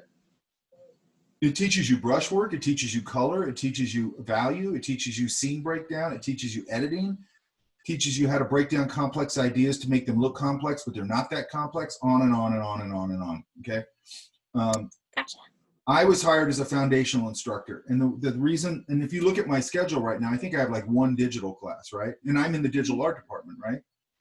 And then people go, well, why are you teaching all these traditional things? I go, because it doesn't matter. You still need to learn the traditional things, then move into digital, right? Because what I'm seeing all the time, and I'm always trying to course correct things in the program, okay? So what I see in every program, not just ours, is everybody gets so enamored of digital technology, and I don't get it, okay? And then I started thinking about it, and I've talked about this in my other classes. I started going, oh, you think a Cintiq is just an extension of a game console, right? This isn't art to you. This is like some extension of video gaming, okay? Oh, I'm going to get on Cintiq, and now I can make video game characters. It's like, no, you can't, because you can't draw. Like, the Cintiq is not going to make you draw, okay? Right. And then I see a lot of stuff where they do digital painting, and they're emulating basically digital painters they like, but they don't understand the underlying theory and fundamentals that person that they, like Tommy Kim, the one I just showed you. The underlying theory of his thing is he understands brushwork and light very well because he works from life and he works, you know, traditionally, okay? So he can carry that into the digital world. I also say when you go through like this class, like last class had a monster class in here. Everybody just killed it, okay? And then when they go into digital, they're way ahead of everybody because it's like, man, I understand brushwork. Like, I'm not faking it. I'm not trying to emulate what he's doing, but I don't understand brushwork. And I don't understand, you know, when I teach digital painting, I teach it basically as an oil painting technique. It's not really that different. You know what I mean? Once you learn it traditionally. Okay. So it just gives you a really strong foundation. And if you look at schools like RISD or Art Center or Cal Arts, especially art center and stuff. The reason those schools have, it's not about technology. It's about they have a super strong fundamental program, and then they have teachers who are either in their careers or have had careers who are very good at what they teach. Okay, that's another component. Okay,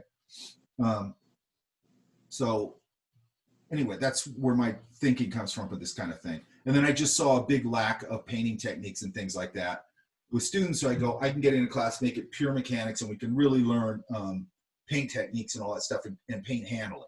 Okay. Gotcha. Thank you. And a little bit of color and all that kind of stuff. Okay. Thank you. I was trying to find these other ones that he's done, but I'll put a link to him. And I'm not like a big fairy guy or whatever. He did a lot of work for Jim Henson and stuff too, but his technique is super cool.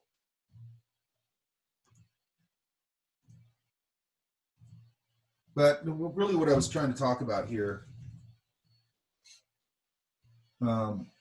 whereas if you're doing that fantasy thing, this kind of works, it works really nice with watercolor, okay? And this is one way you can do it. Okay, let me get this out of here. Okay, all right, where are you at now? Allison? Hi, I'm right here. Hi. Okay, so what are we thinking here? Okay, so for the first, what was it? For the first like 5 or 6 of them where it has the grill in it, Yeah. it's talking about global warming and how we have to appreciate what we have before it's too late. And so like the first one, it's her walking down the street when everything's normal, and then the second one is when she's coming across the building, and the leaves and the brush and all that stuff starts to take over the building because people haven't been taking care of it or the surrounding areas. So it's basically nature reclaiming what nature was before the buildings and the people occurred. And the same thing for the third one is her just walking through the forest, seeing all the pretty nature. And then the fourth one. Here's my problem with it. They're pretty realistic. I'd get them a little more fantastic. Oh, you want them a little bit more like cartoonish? Yeah, whatever. I mean, that's stylistically, if I'm doing like something to do for kids or whatever, it's an opportunity. One of the things that I like about that is that it's sort of fair game. Like it can be super fantastical. So I get it a little more into that. Like if it's going to be, like if I'm going to tell the story, I don't think I want to tell it that on the nose. You know what I mean? Like I'm probably going to find little visual metaphors I can do for that. Does that make sense? Okay. Yeah, yeah. Do you want me to explain the rest of them? Okay. And then what's this? This is summer when, okay, I get that. Yeah, and then the second part, the rest of them is about this bird. It's a pigeon, and he's seeing like all these other really, really pretty birds like the flamingo and the peacock, and he's like, why aren't I one of those? Okay. And so then he starts to realize, hey, like I'm beautiful how I am. And so so the 11th one is where he's like flying, and then the 12th one is when he's kind of like crying and realizing like he's really sad and all he does is eat fries. And then he talks to the flamingo right there, and then he starts to realize what's so great about himself. Again, I get me something a little more sceney. Does that make sense? Okay. Yeah, yeah. Because we're kind of saying like he eats fries, so there's fries and there's him. You know what I mean? Mm-hmm. And then just him. Yeah. And then they're talking, and that's all fine, but I'd find like he could be talking to a flamingo because that's a nice juxtaposition of images. Flamingos are that crazy pinky color. You might want to use that, but or not. But stage it some place that's interesting, or the way they're interacting, because there's going to be a size scale relationship that's interesting because he's small and he's big. He's tall and slender. Okay. He's short and squat. But I'd say place them somewhere. Okay. And they can be having a conversation. I'm cool with that. But I just give them, I go with the one where they're talking to each other. That's probably the one I'd focus in on. Okay, thank you. Okay.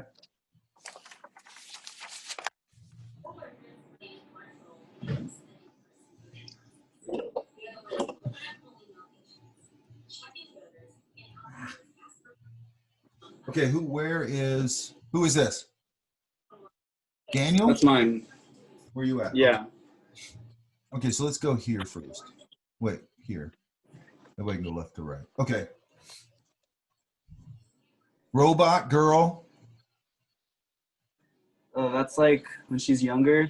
That's her favorite toy. It's a robot, and then she grows up, and I guess she's like an engineer or something, and she makes one. Okay. Now, again, this is a 2-page spread. It's not vertical, right? Horizontal. Oh, okay. So right off the bat, you got to think about your ratio, right?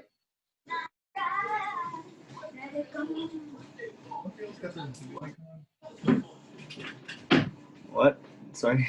Okay. All right, cave, creature, something, right? Yeah, she goes across. She just sees like these big eyes in the cave, and she gets scared. And then it comes out. It's a cute little thing, and she likes it. Like here, she's not scared. The idea of recreating this, recreating this as a friend or whatever later on, it's fine, but I don't want just her and him. Like I want some scene, some situation, right? Yeah, I didn't put it in there, but I imagine like all these tools around the robot, and like it looks like a laboratory, and she's in front of like a desktop or something. You got to show me that. All right.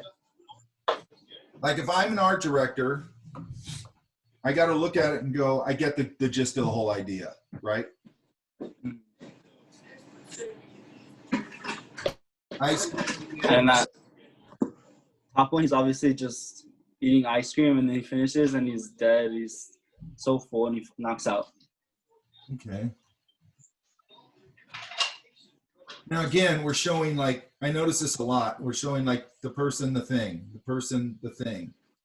Like there's ways of doing that, right? Like why can't this,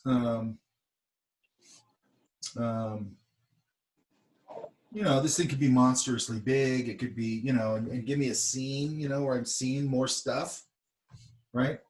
I notice when people first start doing this, they do that a lot when they go, this character is related to this character somehow. And then they just show the two characters. Like, I need them interacting. I need a scene. You know what I mean? What's here? They're like in high school right there, and they're in the hallway, and the popular girl makes fun of the girl with the big ears. And later on in life, there's a popular girl. She hasn't really gone anywhere. She looks all dirty, scratched up, and she looks up and sees the girl she made fun of, embraced her ears, and now she's famous. For having big ears? Hang on. We'll get this. Okay. Okay, these are getting a little more fantastic. What's happening here? It's just someone falling like through the sky. Those are all the clouds, and then a bee sees her and he helps her. So there he is struggling to carry her. What's this one here? And so that's an alligator. She sees a fairy and she wishes that she had wings. And the star right there, it kind of has eyeballs that sees her and it gives her wings, grants her wish. Okay, hang on. And this one's just more, it's like a dog his dream is just to get adopted. And one day the adoption fair opens and the same person from his dream gets him. And that's just the kid who's blowing bubble gum and it gets too big and it pops in his face. Okay. Which one did I miss? Did I miss any? Oh, here's one. Oh, that's a girl she found in the ocean and she gets scared because she sees a tail and then she realized it's a mermaid. These are flowers and they get watered. Okay. Yeah. See if I missed any. So, I mean, there's, like if I was going to do something like this, I don't think I'd have her going head down like that. I'd probably have it. And he says no to you? A more interesting, maybe the legs up over the head a little bit and kind of falling that way a little bit in some interesting way where it's less death-like looking, you know what I mean? So I might have I'd play around with how that person's floating through the air or falling through the air, and I just try it with a couple of poses, maybe the arms are up. I don't do anything more than that when I'm starting until I find something that I actually think kind of works. Because I don't want to spend a lot of time on anything I don't think works. I might play around with this a little more. Like being able to see it a little more. I mean, there could be something here to this one, but I think you need more than just the character, right? Like it could be when they get the wings and they have the moment of, you know, realizing like, I got wings, and they're kind of floating a little bit or something like that in some cool environment. Yeah. It could be that kind of thing. I mean, you're getting a little of that here with the hands, like doing that. But, you know, it's an opportunity like to make this thing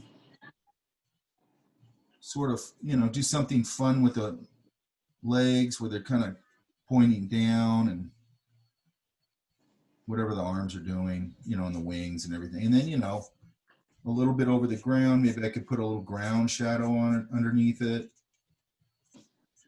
you know, and put some kind of fantastic environment around it, whatever that is, right? As soon as I start thumbnailing, I usually come up with a bunch of different scenarios, okay? But I'd say probably there's potential here. There's a little bit of potential here.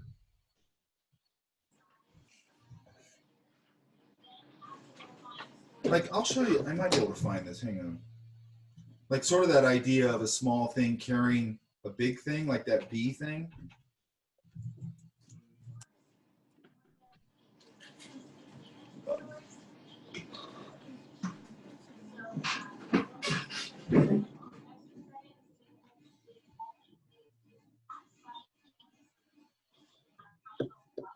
I don't know if I'll be able to find this, but hey, Camille. Your camera's like down here, right? I don't know. It doesn't It's sitting matter. on the table. It doesn't matter. It's just funny. Okay. I might have it here. Yeah, what was the scene I just wanted?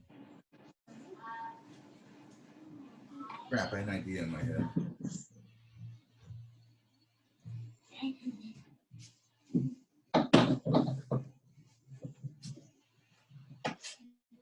Let me find it here.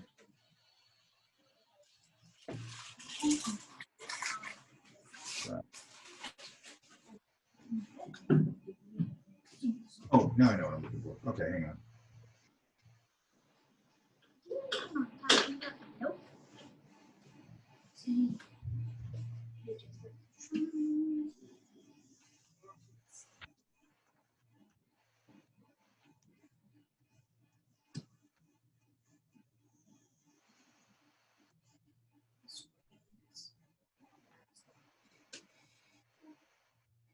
Man, I can't find it. Oh well, I'll try and find it later.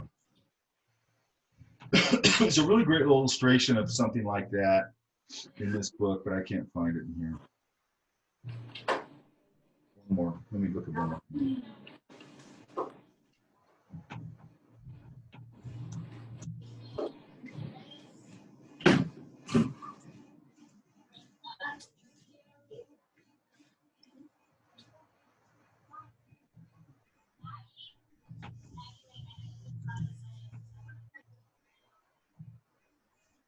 Good, I found this one at least. Okay, hang on.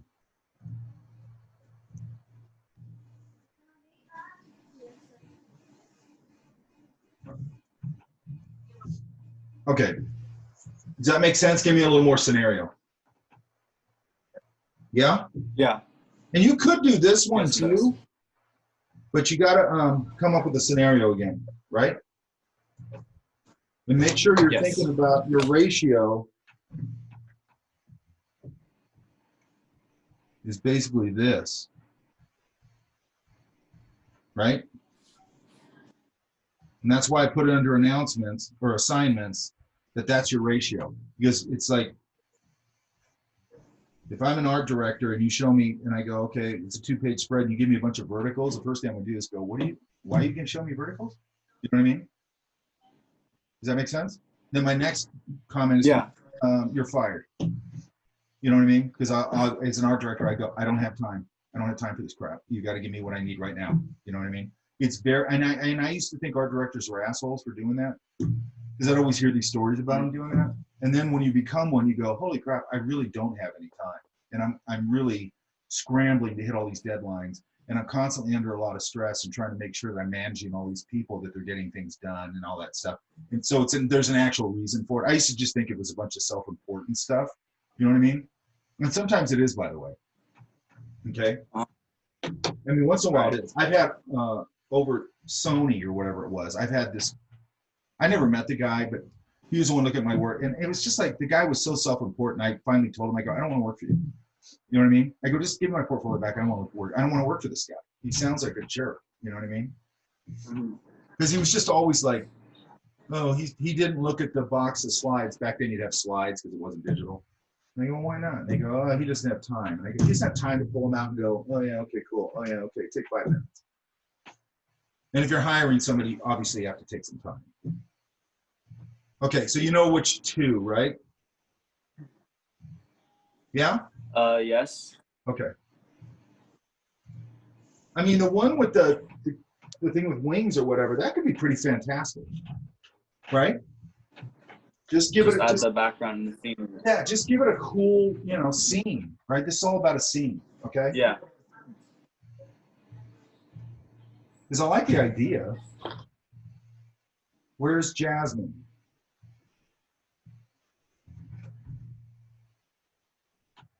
Right here. Okay, I Sorry, need I had more. it I need more of these, right? Yeah, okay. It's like I don't. That's not gonna work. Okay, so do you want me to remake them? Yeah, I want a little more information. There's not enough going on here for me to Okay. to paint. You know what I mean? Yeah. So give me a little more. Give me a character in there. Give me a scenario, a scene, right? Yeah. Doesn't have to have some giant backstory. You can see I'm not really worrying too much about that.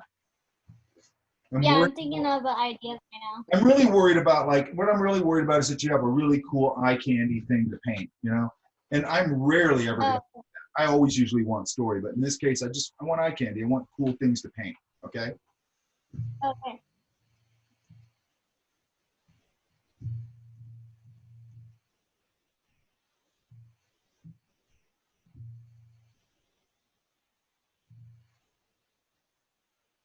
Some point in here, I'll screenshot this class again, and that'll be my last one. Okay, where's who is this? That's me. Okay, Lily. Lily. Again, we need more here, right? Okay, yeah. Those are feeling more just sort of like drawings of pandas, which is, give me a stylization, more scenario. Okay. What's happening here? Just a little girl. She finds the magical door, and it leads to like a huge world. Okay. I don't mind that idea, but it's like if this is a magical door, and it has to feel like a magical door. Does that make sense? Yeah. Like maybe it's, a bigger door with 2 doors opening, and I see out here all this fantastic stuff. Maybe it's just this door and I get a glimpse of it, but there's a lot of light spilling into the room. So it's just throwing light into this room and lighting the kids in a really interesting way. That kind of thing. Does that make sense? Yeah. What's happening here? That it was just gonna be about like my characters are shaped like a sphere and a cylinder, or a circle and a triangle, and too simple. Okay. Yeah, I don't, because then now you're going to primitives, right? Which, by the way, everything is based on primitives, but it's like I don't want it to just be a primitive. It's going to be way too easy to paint and stuff. You know what I mean? Yeah. What's happening here? It was about a girl who like gets a dog, but I couldn't really figure out what I wanted to do with that. Sometimes I just draw stuff. I do this all the time. I'll try and find one that because I doodle a lot, and I try not to tell my brain what to do. And then a lot of stuff just appears. You know what I mean? And for something like this is perfect for that kind of thing, right? Because I might draw a cat actually I have one where I drew a cat in space or whatever. But if I put that cat, an astronaut cat, standing in rural Kansas talking to a farm girl, all of a sudden I've got some sort of something going on there. Does that make sense? Yeah. And that's really all I need. I just go, wow, that's interesting visual. You know what I mean? Like, what's happening there? We don't have to explain all of it. It just has to be cool looking for this, okay? Now, normally, if you're doing this for real, you really have to know what story you're leading and all that kind of stuff. But I'm not going to get into that. Again, it's mechanics, okay? Hmm. What's happening here? Oh, that was I used to be in a conservation programs, and that was an old idea I had about kids doing conservation work or trying to do it. I don't mind something like that, but again, give me right now. It's just sort of a bunch of kids, right? Yeah. I want give me something. What are they doing there?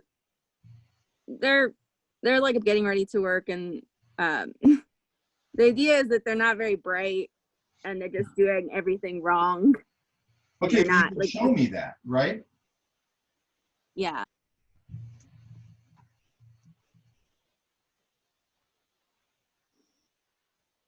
Yeah, a little more scenario. Okay, yeah. Yeah, like you're giving me the words, which is doing all the work. I want the visuals to do the work. Right? Oh, okay, I got it. Mm-hmm. So give me a few more. And again, you don't have to go and do another whatever pages. Now it's about solving this problem, because by next week, I want to be into starting to really talk about technique and stuff, okay? Yep. I want to really be able to start talking about technique next week. Oh, you were breaking up. I didn't catch what. Give me more scenario. Okay, so do I choose one and then roll with it for next week? I'd give me a couple more. I mean, if you can take any of those and put them into more of a scene idea, then that'd be fine. And then give them, just send them to me as soon as you have them. I don't want to wait till next week. Okay. Maybe I'll put up a second folder, you guys, and I'll put it'll be a second folder, and it'll just be for anybody I said give me a couple more, and then I'll put up the regular folder too. And anybody who's still kind of in play with it, just throw those in there and I'll look at them. Okay, let's do that. Okay. That make sense? Yes. Yes. For everybody, right? Anybody I've said give me a couple more, I'm going to put up that folder and I'll word it whatever. And it'll be the same thing. Click it, drag it in. You have to be signed into Google Drive though. Just know that. You have to be signed in. Okay, otherwise it won't take it. Okay, well, who's this? Me. Okay, so what do we have here? First image there is, well, first two images are of a camel trying to get past the gate that is too low for him to pass. Okay, problem here is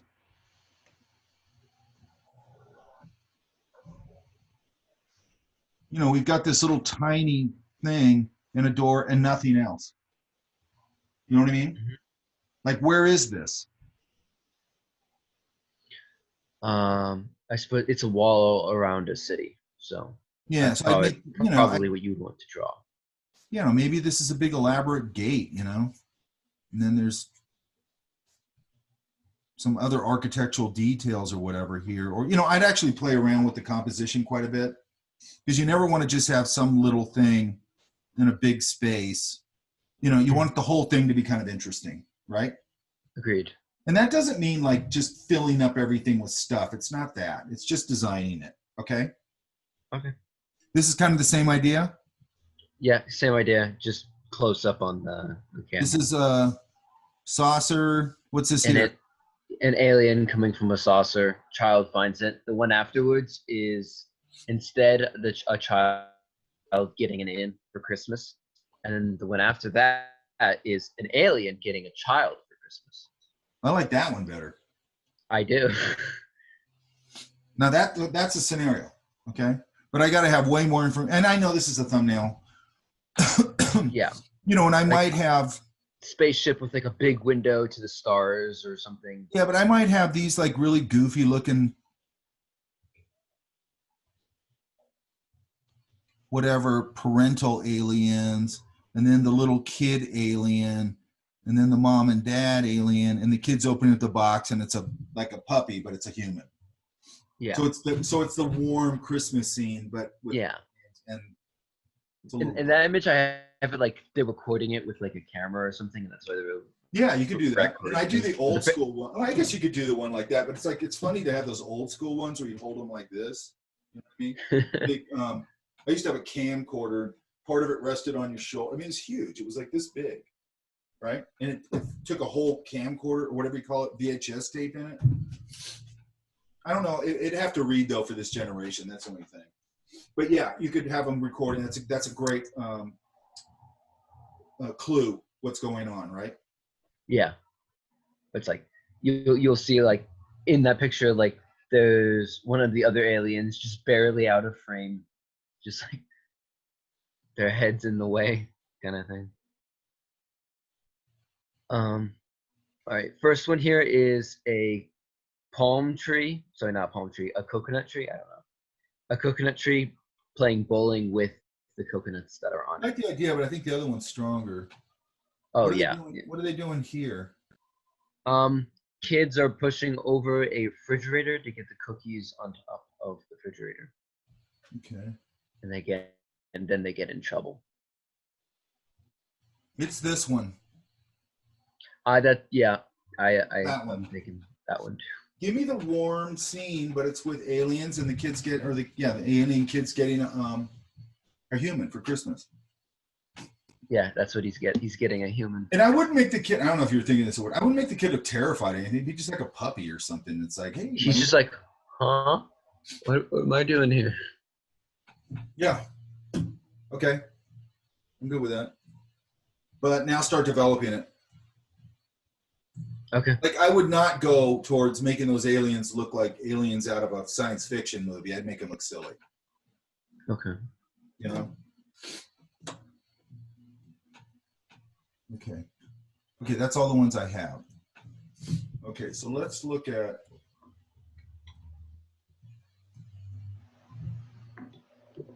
Let's look at. Hang on a second. Let me do this right now.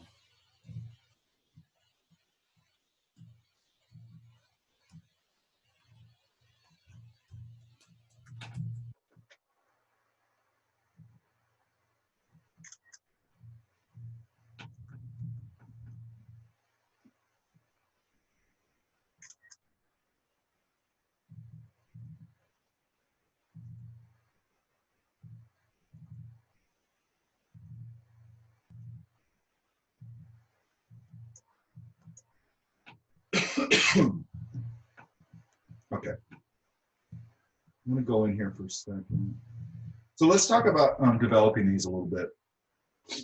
Okay, so let's look at this, by the way. Hang on. Let me pull this up.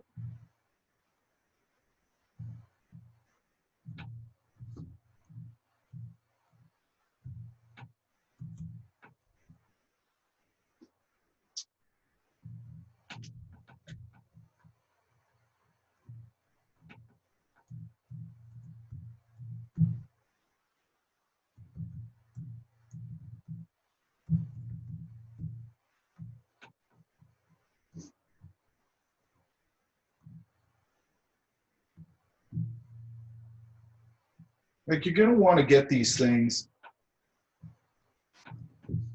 Like these are all sort of pretty good levels of finish.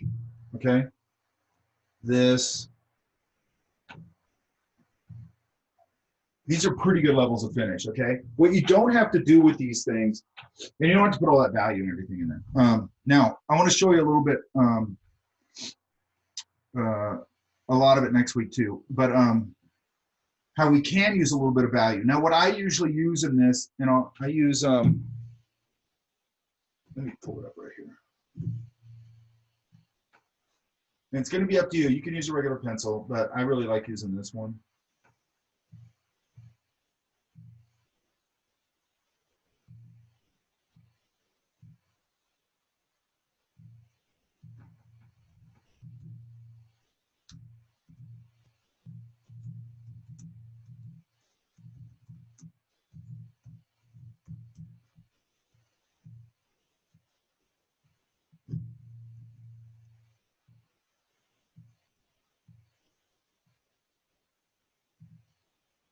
And I'll put a link to this too, this one.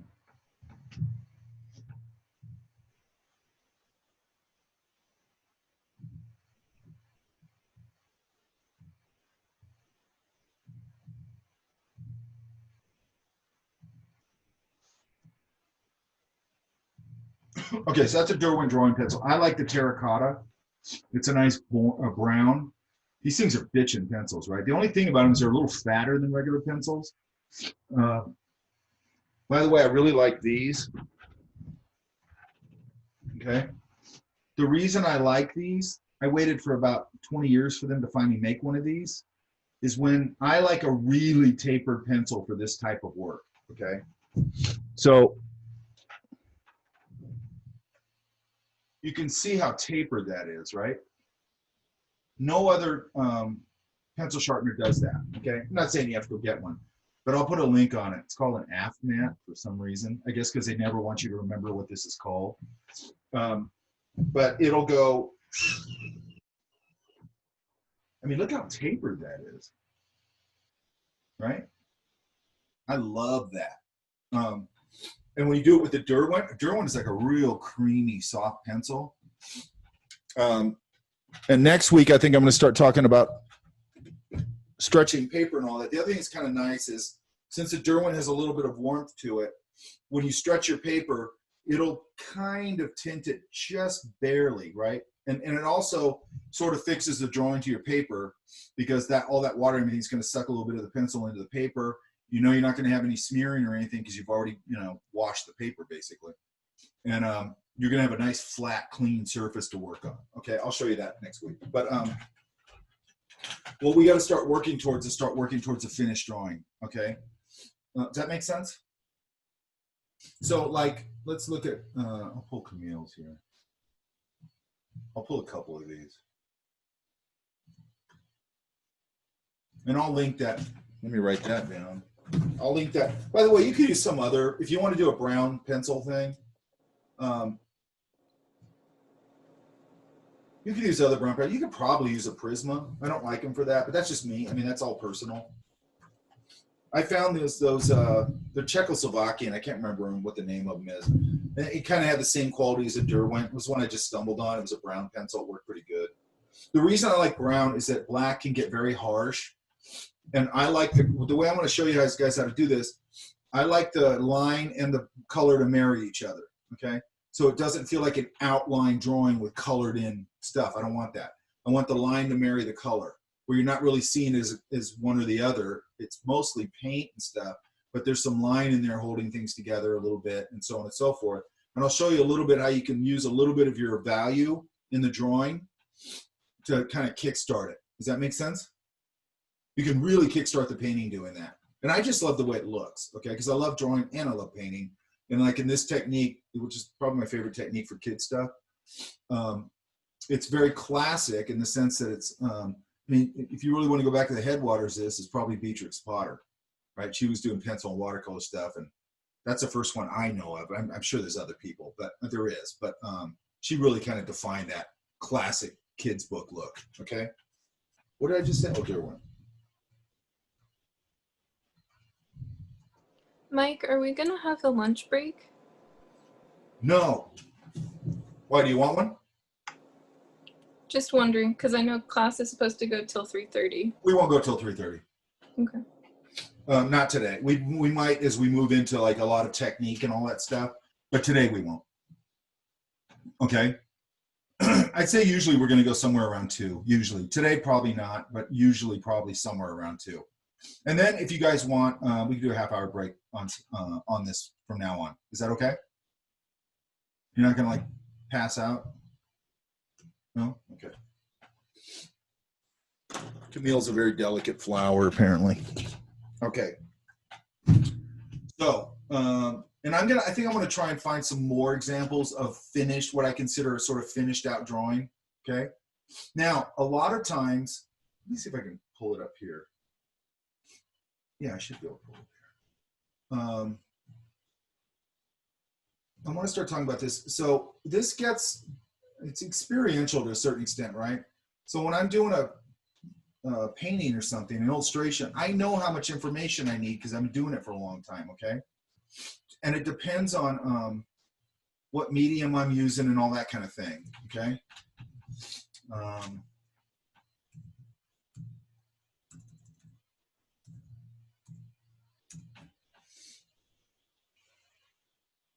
I know it's not going to be on YouTube. Damn it, hang on.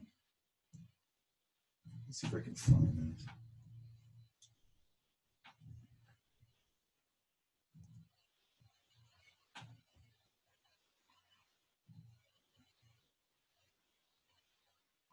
Let's go here, see if I can find it here.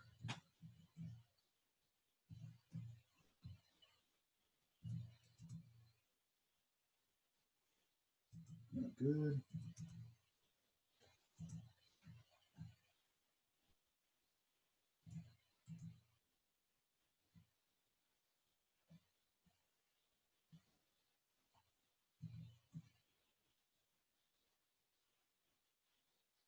God damn it, hang on.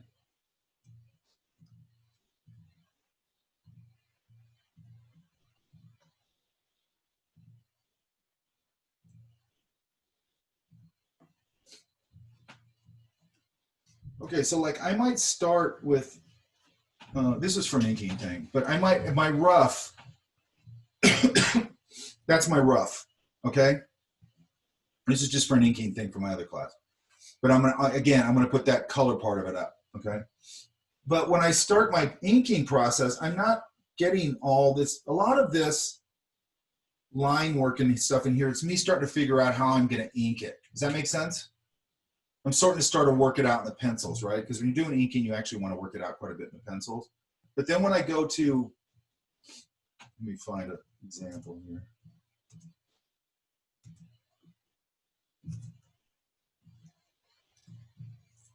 When I go to Paint It or whatever,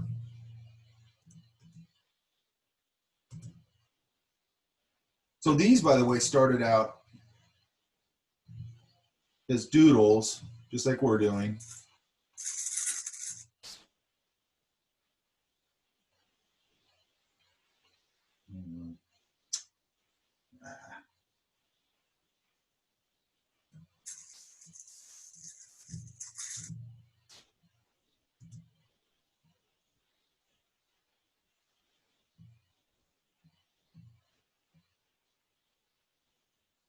Okay, so sort of.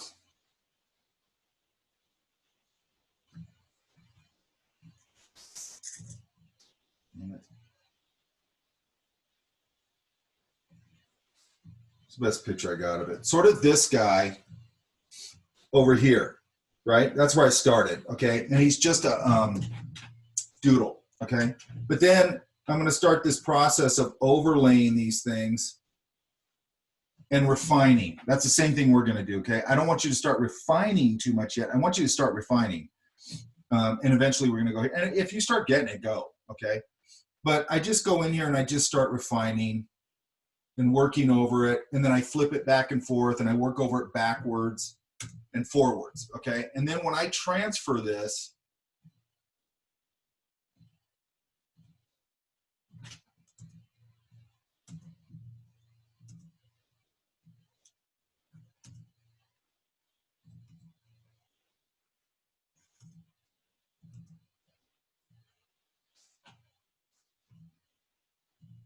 I might, okay, so I'm gonna show you two ways to do this when we get to it. This is just a light tabling thing, but I just want you to know, okay, this is good.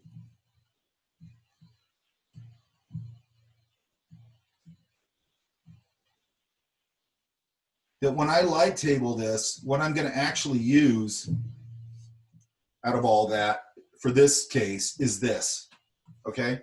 Because I don't need all that other stuff. I'm gonna ink it, okay? And I've already kind of worked it out, all right? So I'm basically just getting the big landmarks here. Does that make sense? Now, there's two ways we can work here. This is light tabled, okay? Now, even when I light table, this is something that's important, and I'll show you guys this as we move forward. Okay, so the technique I like to do is I like my drawings to be really loose, and I refine them a little bit, but I want to keep some of the looseness in the final. Does that make sense? I want, like that first one I showed you where the bear had all those like random sort of pencil marks and things in it. I want that in my final. I like that stuff. It'll sort of sink into the color a little bit, but there's a little bit there. It adds a little bit of texture. Just it defines things a little bit. I don't want to go overboard with it, but I want it in there, okay? A little harder to do with light tabling, but you can, okay? So when I light, here's what I do, by the way. Like, I'm working on overlays. I'm constantly trying to keep it like I'm fresh, that drawing fresh, okay? So a lot of times what I do, especially towards the end, because I want to show you one technique where we can just transfer the drawing directly, but I need to have that drawing backwards. So what I do is the final drawing I do when I start getting it together, and I work the page backwards and forwards, okay? I flip it over just like you look at it in a mirror, and then that reveals to me all the crappiness in the drawing. And then I work on it backwards, because then I start to fix the, like it's really weird. Like you'll be drawing some character walking or whatever, and all of a sudden when you flip it over, all of a sudden you realize they're like way past the center of gravity. And it looks like they're gonna fall over, and you even see it when you're working on it straight. But then with trace, I'll turn it over, and when I'm doing that final pass, I turn it over and I put 2 layers of trace paper between it, and then my 3rd layer. And why am I doing that? Because it obscures my drawing a little bit, and then I go back in with my pencil like this, because I like to work this way, and I start redrawing it again, really loose, just like I'm kind of starting over, only now I have a roadmap and I'm getting close to finish. Does that make sense? Okay. Now the other way I'm going to show you how to do this, so that's light tabling, okay? The other way I'm going to show you how to do this is where we can do a rub-off transfer, and that's where I flip the drawing, I do the final backwards. And then I can literally, and what I love about this technique is I can draw as loose as I want. I can, every little nuance pretty much that I put in there will be on that transfer. I don't have to try and recapture the drawing because I don't have to. It's already captured. So whatever I can, because one thing that you'll do in you got to be aware of this, you guys. One thing you'll do in, you'll do with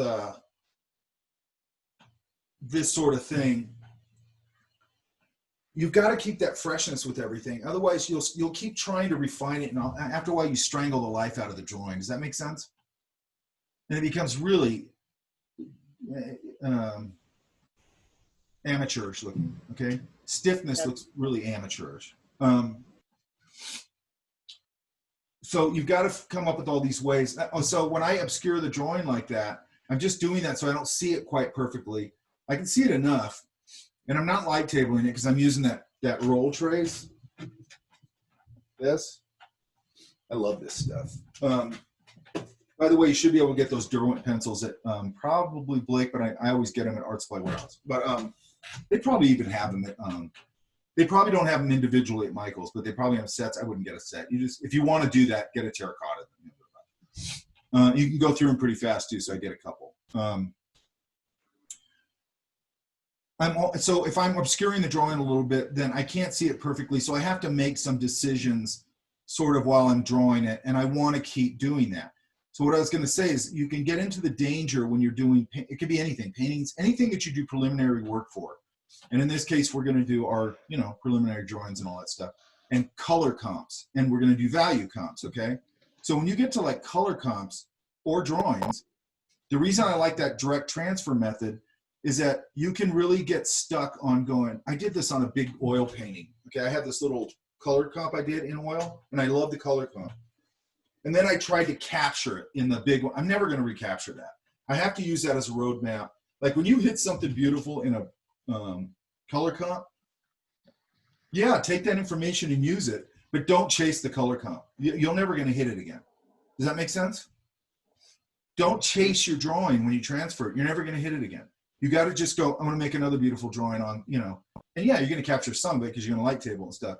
But you got, and my methodology is like, I'm trying to constantly recapture spontaneity. Does that make sense? So even when I light table it, I'm drawing this way, and I'm just sort of, I've got a roadmap, but I'm still loose. And then I go in this way and I start hitting certain things, and I'll get into all that later because that's really important. Okay. Then I will stretch the paper. This is going to be our process. Then I will stretch the paper. Then I will,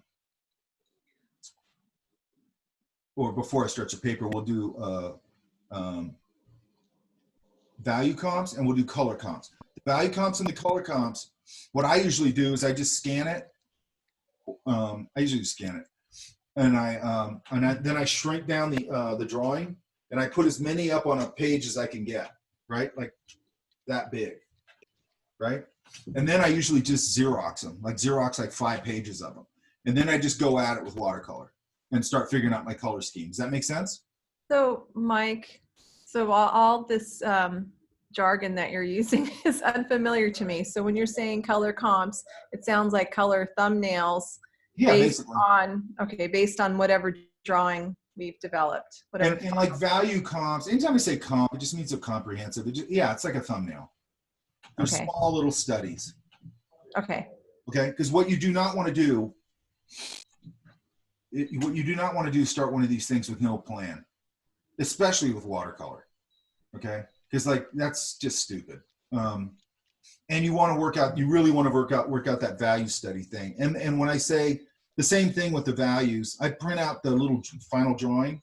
Mm-hmm. You know, it could be an 8.5 by 11 sheet. You know, I might get 6 on it or 4. And then I just like to Xerox them, you know, whatever. You can print them out. It doesn't matter. The watercolor is not going to work well in that kind of paper. It doesn't matter. It's good enough. Okay. I don't like to do those digitally because I'm not working apples to apples. And I want you guys to start understanding your palette, okay, and understanding color mixing. And a computer destroys that, okay? Because all you're going to do is go pick colors. You're not going to know how those colors. Okay, so I go and pick a beautiful blue, and I go, wow, I want the sky to be that. Then I go to watercolor, and I go, okay. And then you go, well, that's not that blue at all. You know what I mean? And because you don't know what that blue is. Mm-hmm. You don't know what that blue's made out of. But when you do it in a color comp, you go, oh, that was a little bit of cobalt, and then it went down towards the horizon. I hit it with just a touch of yellow ochre, and bam, I hit it. You know what I mean? And then as it went up here, while it was still wet, I washed in a little bit of purple up there. And that's how I got that. If I do that on a computer, I have no idea how I did it. Mm-hmm. Okay? You want to work apples to apples. And I think it's better when you can to work the same medium that you're working in. That's what I try to do. And I'll show you some wet mount techniques later on that you can use for things like oils and acrylics and all that. Okay, another question. Always ask, I don't care. All right, so when you're talking about light tabling something, it's basically tracing that final drawing and reworking it, just details of it maybe? What I'm really doing when I say, okay, so light tabling, you're just putting I tape the drawing to the back of my watercolor paper, right? So it doesn't move. And I'll show you all this stuff, okay? Okay. And then I set it down on my light table. Now I can see the drawing through the paper, right? And yes, you're kind of tracing. What I'm trying to get you away from is tracing. Okay. And when I say tracing, I mean, okay, this is what people do. Then they go on there and they just do this. And they copy all the lines and it goes totally dead. All the beautiful line work you did and all that stuff goes away. That's why I go back in this way and I've trained my brain to go, now I'm just doing another drawing. I'm not tracing. I'm just doing another drawing. Because if you go through there and you just do, like on this one that I was just showing you, the bear thing, the final drawing is a pretty dead drawing because I'm bringing it all back to life with the ink. So in that case, I don't care. You're never going to see any of that pencil line work on that bear because I'm going to erase all the pencil line work because it's going to be replaced with ink. Does that make sense? Well, I missed about a minute of that because you froze. I don't know if you froze for everyone else. Say that one more time about the bear. It was about the bear. Oh, the bear, that drawing. Let's share it again. That drawing.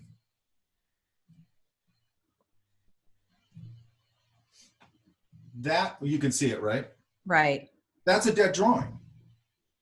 Why it doesn't matter is because all that pencil work is going to get erased after I ink it.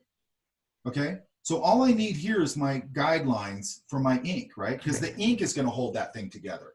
And then I'm going to erase all the pencil. So in this case, I don't really, I mean, I want to keep the proportions and all that sort of thing and the attitude, but it's a dead drawing, really. I mean, it's not an interesting drawing. It's just my roadmap for my inking. That's all it is. Does that make sense? Yeah. What we're doing is the drawing is important, right? Because the bear, let me find this. That bear is going to be held together with actually two things, color and ink, right? But that's relevant for this class. Hang on.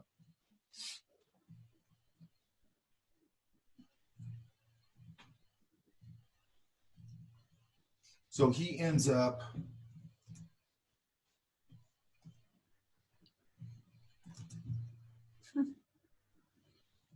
I had some of that amber ale. yeah, did you like it? Yeah, it was great. Oh, that's right. You went there. I forgot. Yeah.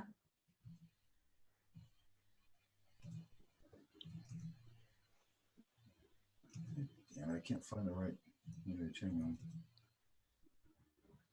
So anyway, he's going to get held together with all this ink and color. Does that make sense? Mm-hmm. So you can see there's no line work left or no pencil work left in this, right? So in that Right. case, it's just landmarks, okay? Now, if you were going to ink yours and do it in this style, then your line work would be less important. What would be important is that you worked out how you're going to ink it in your pencils, and then that you did exactly what I just said and had a lot of, had all your landmarks and everything. Then you're going to have to go in and ink it, right? Does that make sense? Did I freeze? Damn it. Professors, yeah. Oh no. You froze. Oh no. Uh-oh, Professor. There we go. You there? Now you're moving. Okay. You Oh, froze okay. again. You Yeah, were you're gone good. for a minute.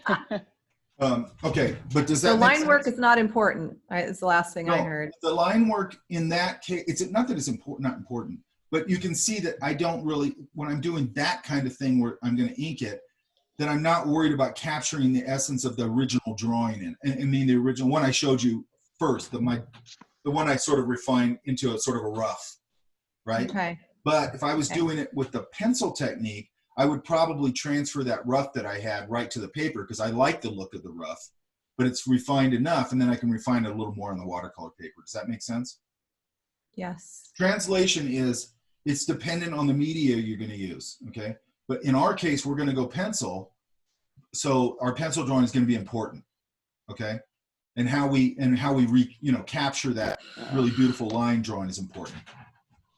Okay.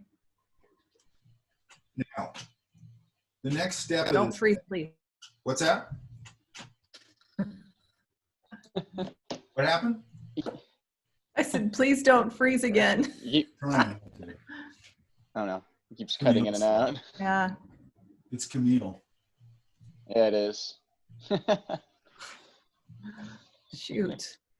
She's my arch nemesis. She's a plant secretly sabotaging the class. Let me grab this real quick. I got somebody going in and out, and I want to make sure I mark them out.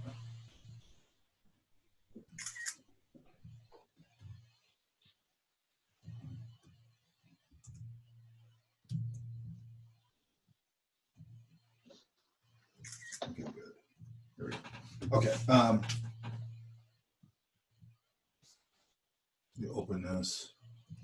So I'm gonna pull up. There's like 2 of them in here I want to look at.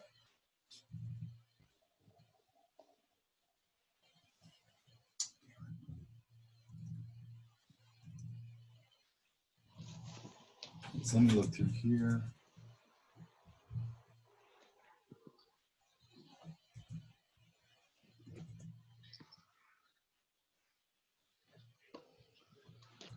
Maybe it's this one.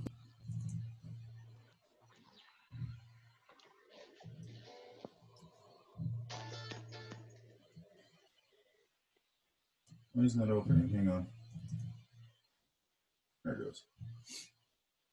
So let's go. Like I might take this if this is the one I was going to do, and it has to be far enough along. Okay, and I think this one is actually. So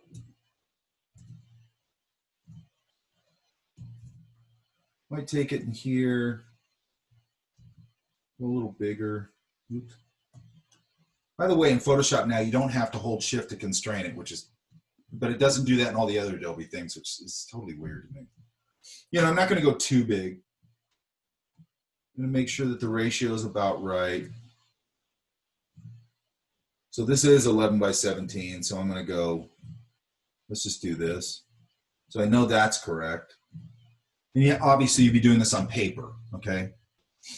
But what I want to make a point here is,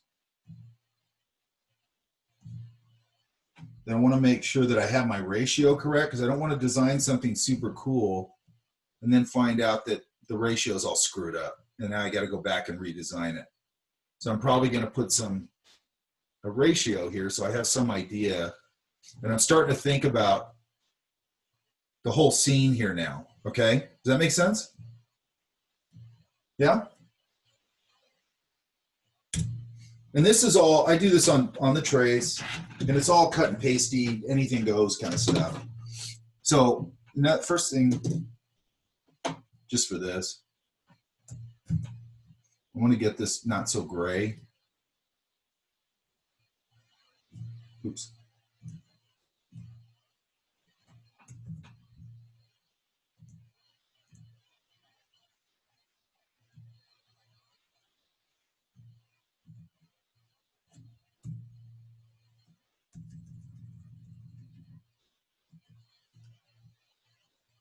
That's good enough.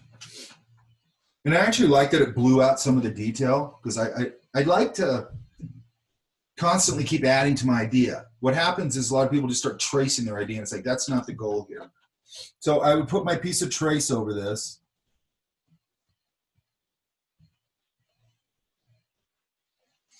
And your trace is going to ghost it back a little bit. So let's ghost this back a little bit. That's probably good enough. And then in this case, I'm going to lock this. Okay, so then I'm going to go start fleshing things out.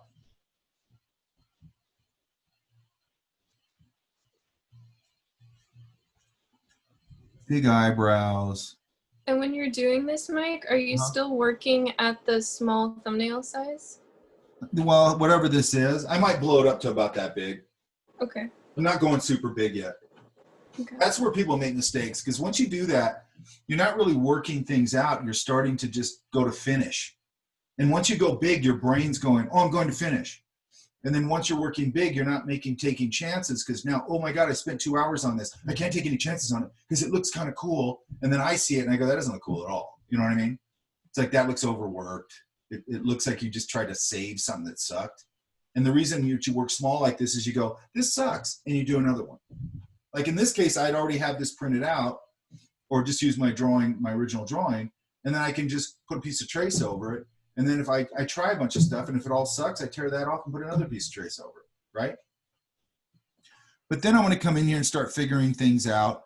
Maybe a little more business around his eyes. Maybe he's got, I might pull this out a little bit, give him a little more of a cheekiness there. Maybe pull his mouth out this way a little bit. I like to give him that dark spot in the back of their, you know, does he have teeth? And then like this sort of thing, I might start working out how I'm going to handle if it's furry. Now, we're not going to rely as much on lines, so that's going to be more of a watercolor thing, okay? But I'm still want to think about it. You know, where's this arm going? And then I'm going to start working out things like, you know, really working out this bike. But I'm starting loose. I'm not going right to trying to finish it. I got to find it, okay? There's a thing with bikes where they, you know, the spokes, they do a certain thing, they cross over a certain way like that. So you got to get that, because what people always do is they go,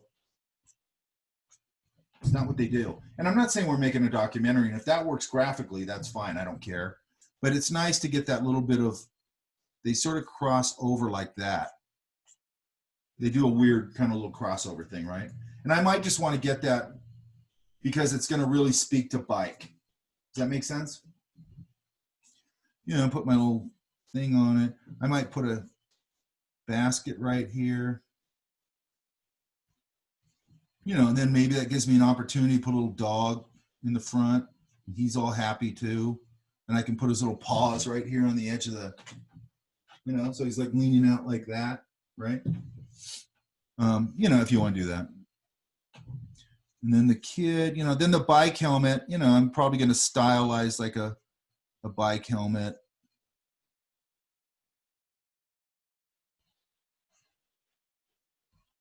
And then start working this stuff out. And I like it like this when it's sort of,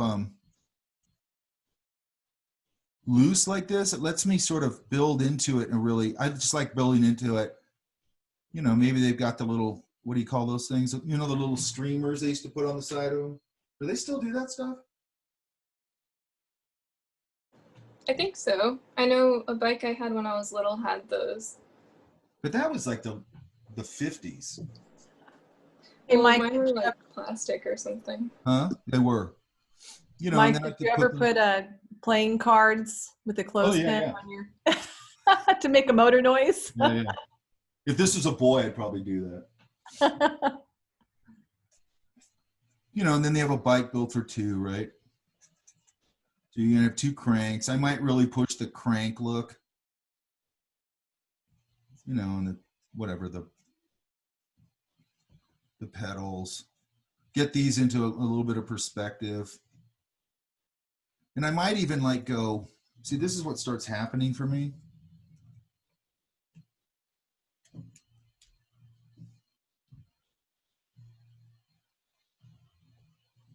Like I could turn his eyes.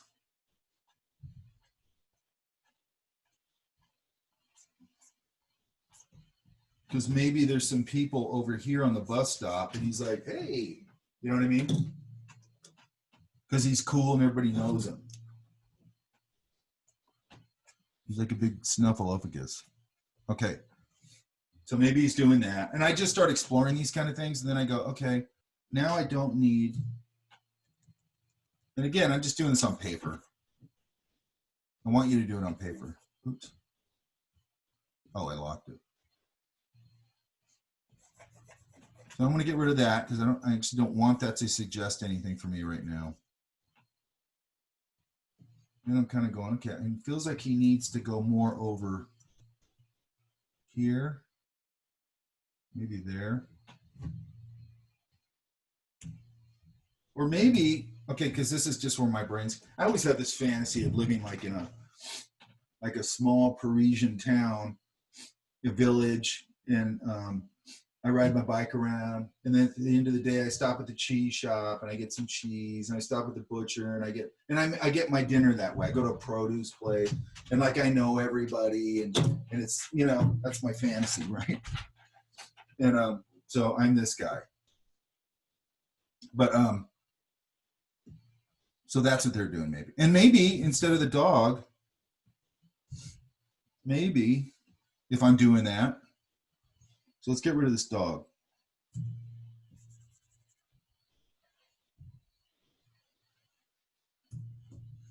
And maybe there's a big baguette here, sticking out of here, and some other food. Normally it'd be a bottle of wine, but it's not appropriate. You know, maybe they got their dinner in there, right?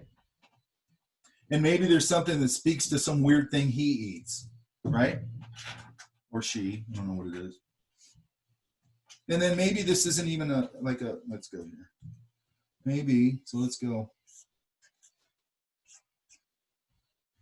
And then maybe this,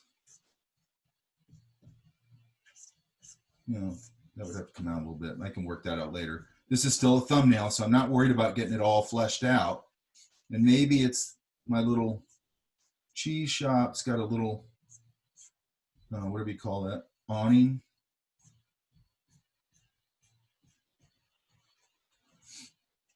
And the guy's out here in his apron, and he's waving.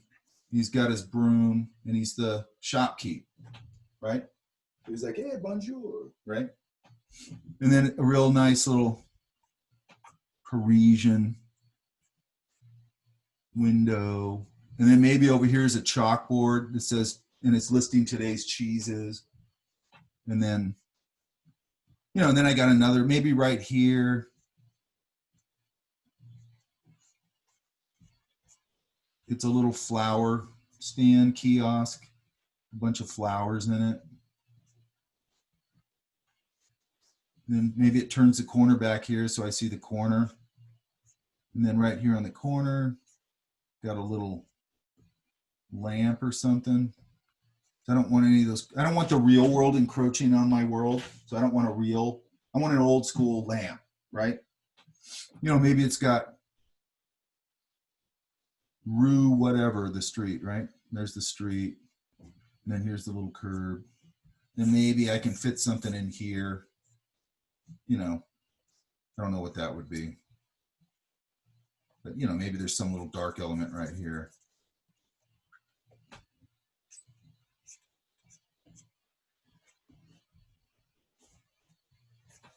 And I've got an idea. Does that make sense? And then what I'm going to keep doing now is going, okay, I got to come in here. I'm going to keep refining for a while, like just balancing. Like I'm going, that's not right. Like maybe I want a little more bigger head. I don't know. I got to play with, and like what's here. Maybe I see the top of his belly right there. And then his pedals right here. There's his foot maybe. So then that starts to go, you know, I got to work out the mechanics of where everything is, right? Maybe it's got one of those little racks on the back or whatever. Maybe he's got a little baseball hat on. I wouldn't do that, but I try everything, okay? I try everything, okay? And then when I get this guy, you know, if I do decide I want to do this guy, then I can start to go, just real simple. There's his apron.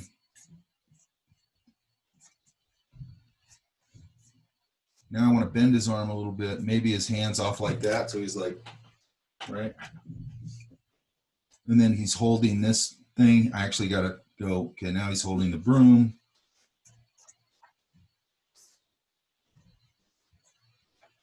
And I start fleshing this guy out, right? And believe it or not, I can put a lot, this looks like no information. As long as that whole thing's pretty balanced, I can go in and start fleshing them out. Okay, does that make sense? You know, I can take this guy now.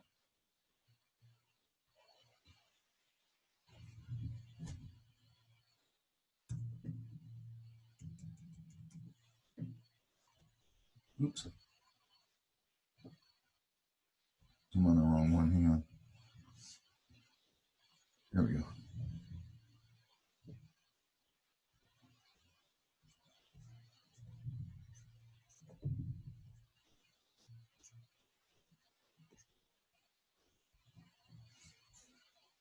Now him, I'd probably give some kind of hat. I don't know what they wear, but I'd go do some research. And then his apron. Maybe he's got some sleeves on. Little fold right there. Here's his hand starting to.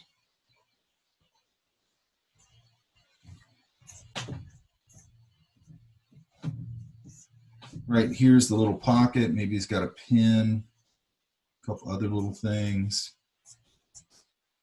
Maybe I'll flip this a little bit right there. His pants would probably gather a little bit down here. What kind of shoes does he have?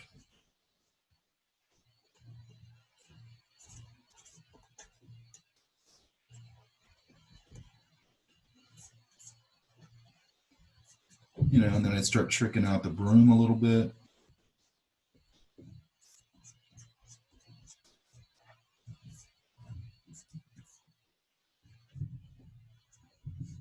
I'll give him a beret since it's a cliche.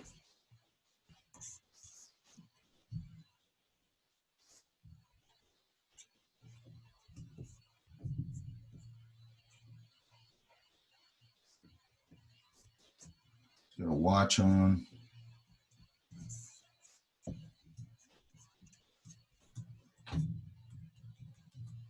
And I can start to define things out that way. Does that make sense? Very loose, okay? And then I'd have to go another level up with him. I'd have to go a couple levels up and keep figuring it out. Or I might just go, I hate that design, I do something else, right? Maybe I want to make him a little heavier. Maybe I'm going to, you know, and then, you know, and I can start playing with all this stuff. You know, this guy's an alien. I want to make sure that I really see those eyebrows. And you raise those eyebrows up with a smile and it really pushes it, okay? Then I'd have to start, and then I start kind of going, well, can I put a little bit of faux anatomy here. I'm not trying to make a anatomical thing, but I can start to pull a little bit. You know, does he have teeth? You know, and those teeth are going to go like that. It's like a little bent, whatever you want to call that. They're going to wrap around a little bit. And then, you know, he's got a little bit of fur here. A little bit of fur there. Does he have any kind of nose? I like him better without a nose. This little overhang, that's kind of a nod to some sort of anatomy in there.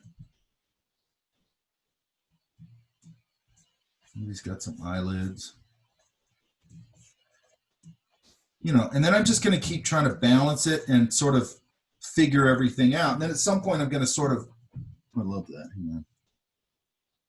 And like her hair, here's the, whatever you call it, the strap, right? Went on the wrong layer again. You know, this could be going back. Why? Because it gives me something dynamic in motion. Does that make sense? Yeah? Camille? What happened to you, Camille? Yes, it makes sense.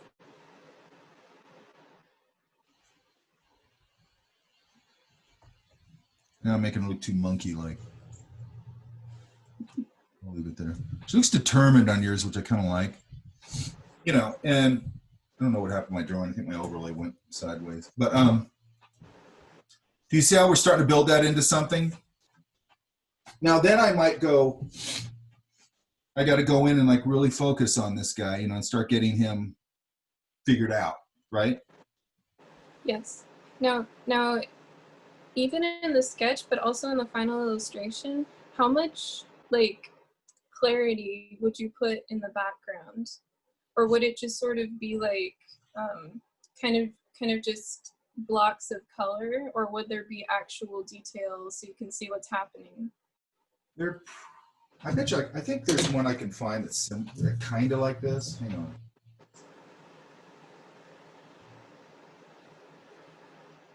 And Just I'm because not I'm sure. concerned of overemphasizing everything. And then You're losing the definitely for foreground. sure. Okay, so you're for sure. I'm going to do some demos on this, so that'll help some of that. You're for sure going to have them really rich in value, color, and then everything behind that's going to go a little less. Like that's pretty close, but I definitely want them to pop in front. Okay, and those shops are close enough where I'm going to want some information in there. Now, if back here, like if I put, I just tried to draw on here with a flare pen, by the way. If I put another couple of buildings back here, which I probably would, because that's the other side of the street, and there's, you know, another little awning, let's say, and another little whatever back there. Those are really going to drop off in value and detail. But that's probably, this is going to be really punchy, just a little less, a lot less. Okay, does that make sense? And then it's going to set your two guys up, or people up, really nice. They're just going to, bang, pop out of there. Man, when you hit that, it's so satisfying. You know, when you look at it, you go, man, I hit it, you know? Okay, so let's see if I can find this real quick. This is kind of a, it's not a similar scene, but it's Parisian, so. Oh, wait, he's back.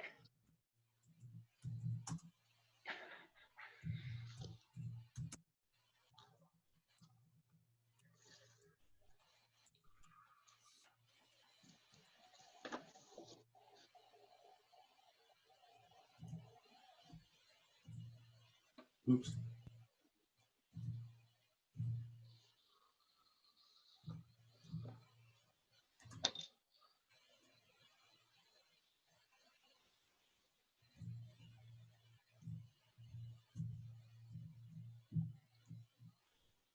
Sort of a similar thing. Yeah? So if you look at that background building, I mean, there isn't a lot of detail on it, but it looks like there is, right? It's finished. Yeah. Then if you look at this stuff back here, there's not a lot of it back here, but it starts to drop off. I mean, there's really no detail back there. Does that make sense? Yeah. Yours will be better than this. Correct? Yes? Hopefully. No, no, hopefully. There is no try, only do. That would be the only time you ever hear me quote Star Wars, by the way. Let's see if, let's try another, because he does watercolor. He does the same basically technique that I'm showing you. So, and he's a master at it, so hang on.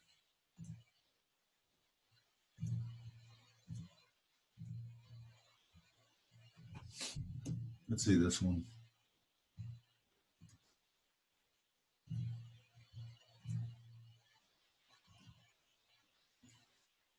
Damn it. Hang on. By the way, did I tell you guys that somebody in my class stole a Peter DeSev idea verbatim? What? They stole a Peter DeSev idea verbatim. They just redrew it. And it's so weird to me because I tell them in class, I go, if you do that, I'll know. And I let them talk through it. And I go, where did this come from? Where did this idea come from? While they're talking, I'm pulling it up on the other screen. And I pulled it over and I go, I think it came from this. You know what I mean? And it's like, why would you do that? You know what I mean? Like, I'm going to know. Why would you do that? And you shouldn't do it anyway. Which Okay. one was it? Huh? Which idea was it? This one.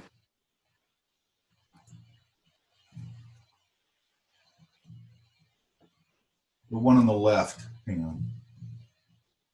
This one.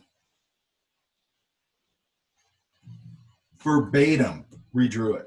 And she goes, oh, yeah, that was the inspiration. I go, inspiration? They're exactly the same. It's not inspiration when you just redraw it. That's not inspiration, okay? You can get inspired by his technique and all that. I get it. But I'm trying to find that image, actually, because there's some really good. I mean, you can see it really here with these characters are so, boom, in the foreground. And then look back here. That's very graphic, right? And very simple and dark, right? So it's popping them. So another thing is we get into value, and you can start thinking about a little bit when you're starting to refine these things a little bit. You're going to want to start thinking about light, dark, light, dark, light, dark. So if I can get Kermit, which is a fairly, both of them are fairly light values, and I just fill the whole back with the dark value, bam, I've done half my work, right? And you really want to think of that dark light thing, okay? And it could be, you know, this this alligator's tail, you know, if it was in a different situation, I might flip it up and have it go behind somebody's head to give me a dark value. Or I might put a chalkboard in a kid's classroom to give me a dark value to pop 3 kids out. Like all that kind of stuff. That's part of the design thing. Or I had a student one time, this is years ago, kept working on this. I noticed that they kept working on this street lamp in some drawing or something, and with gouache, right? It was really funny. And then, and I noticed after a while, I'm like, why do you keep working on that one? It was the top of the lamp, right? And now they had white gouache out, and they're on white paper, and they keep adding white gouache to the lamp. And I go, what are you doing? And they go, I want it to look like it's glowing. And it's like, why would you think it's going to start glowing by putting white on white? It needs dark, and then you put the white on it, you know, and then you put a light value on it. Like, you know, it's a simple thing, but we all have to learn it, right? Let me see if I can find, and then if you look at this one, look how crisp all that is. And then look at the background. It's nothing but some washes. There's nothing back there, okay? I want to try and find the whole image of that because it's actually a really good example of this. So let's get rid of this one.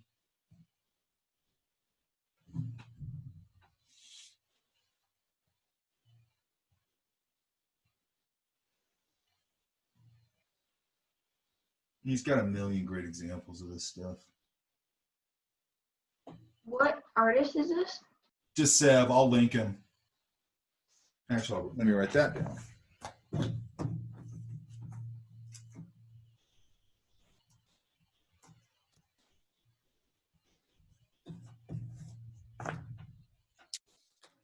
Let me find another one. I want to find that alligator one because that's a good one.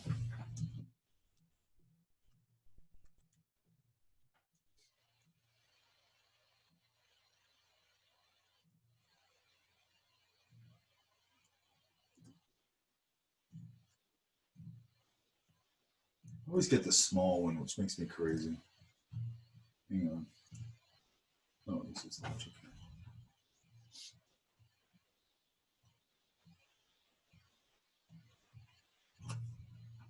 On.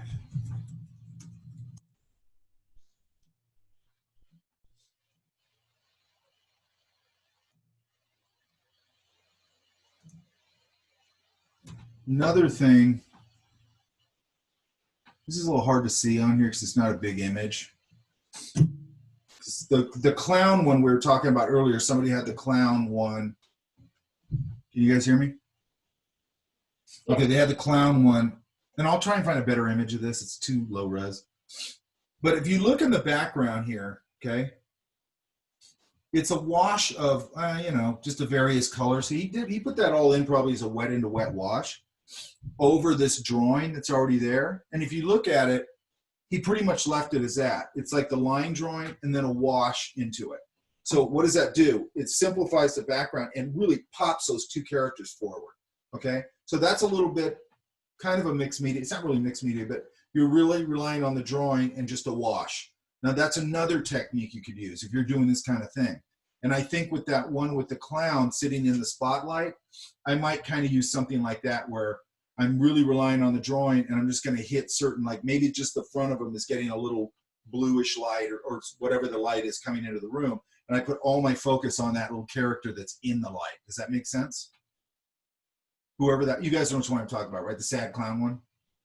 I would probably approach it that way. I'd unify all of them with one value or one color wash over a drawing. Let the drawing do most of the work and then I'd pop a few lights out of it. Put all my emphasis on that clown. Make sense? Because everything's going to go right to that clown, okay? So this could be another option here, okay?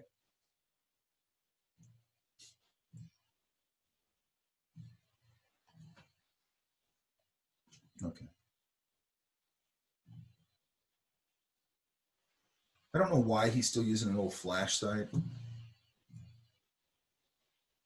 Okay, this one I like because look, super, you know, pops, right? And look, right next to it, right here on the same plane, almost everything in here except for this, the cup, and the Seder, or whatever they're called, is, and then look, it drops off in value everywhere, right around him even. Do you see that? That's not going to happen atmospherically, but it works, okay? It looks like even in the foreground. This, yeah. That tree. Yeah, it's not very dark. Okay? And the leaves. What I like about that is that everybody, and I get it with students, I get it, because you know you're learning. But what I see constantly, and I probably said this if you've been in my class before, I see this thing where it's like, I always call it stage flats, where it's like a really dark shape, then a little lighter shape, and then a little lighter shape, and they all look like flats, like stage flats, okay? And that's great to work out value, but then I see them being presented sort of as a finished idea, and I go, that's not a finished idea. Okay, and by the way, that doesn't always work. And then all their work I see, because that becomes formulaic, then all their work I see is that over and over and over again. I'm like, this is boring, okay? And you look here, and he's not. This guy understands value, and he understands color. And he's going, I can push that a little bit value-wise, and it's still going to read, because my character's going to pop. And that's what I want you to see, right? And all of it still reads. And I always love this foot going out of frame. Like he didn't give me the whole person, which I love, you know? And then look how much it drops off back here. I mean, look at this guy back here. I mean, there's nothing there really. He did like a wash, like a light wash, and then he put one shadow value right there, but most of it's just a light wash and that's it, okay? And then look back here. Look at these, the crowd back here. There's nothing there. It's drips and drabs. Does that make sense, Camille? To your point of like how much it's going to drop off? Let's look at another one because he has a lot of good. Oh, this one's a good one.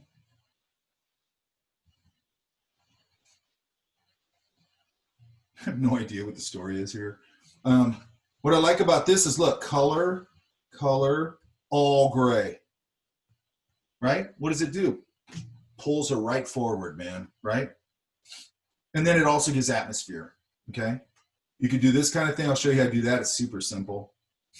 I think I have it in the video I'm going to post today.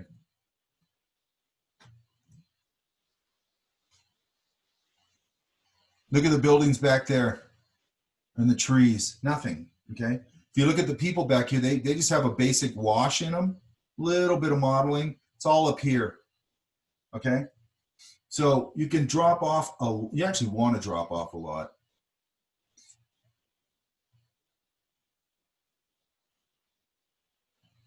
Okay, what I love about this one, it's what I love about Peter de Sept, okay? He never gives you the easy out, okay? So everybody else would have had that camera right in front of that crowd. And he goes, now I want to lift it up and get a little bit of foreshortening out of it. And it never feels like he's doing it just to show off. It feels like it makes it better. Does that make sense?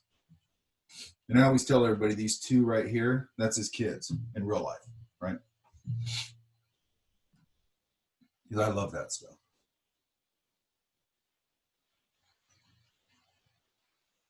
Complex lighting. Look, going from this warm, look at how they're just washes, you guys. Modulated washes. Susie, a modulated wash means you can do it with value or color. It means I'm varying the color and varying the value. Okay, so if you look here, he doesn't just put a bunch of yellow orange in here. It goes a little bit ochery, it goes a little blue, it goes a little orangey, it goes a little greenish. That's modulating the color. Okay, and that's what starts making your work look really pro. Okay. Complex scene, totally, obviously, beautifully handled, right? And then look at this guy, man. Pose. Like, it's so great. You know what I mean? I love their expressions. Look at that. Like, go get inspired by that, you know? Like, I can go look at stuff like that when I'm about to draw something and get inspired by somebody's, just their charm and their expression and the joy of it and all that stuff. You know what I mean?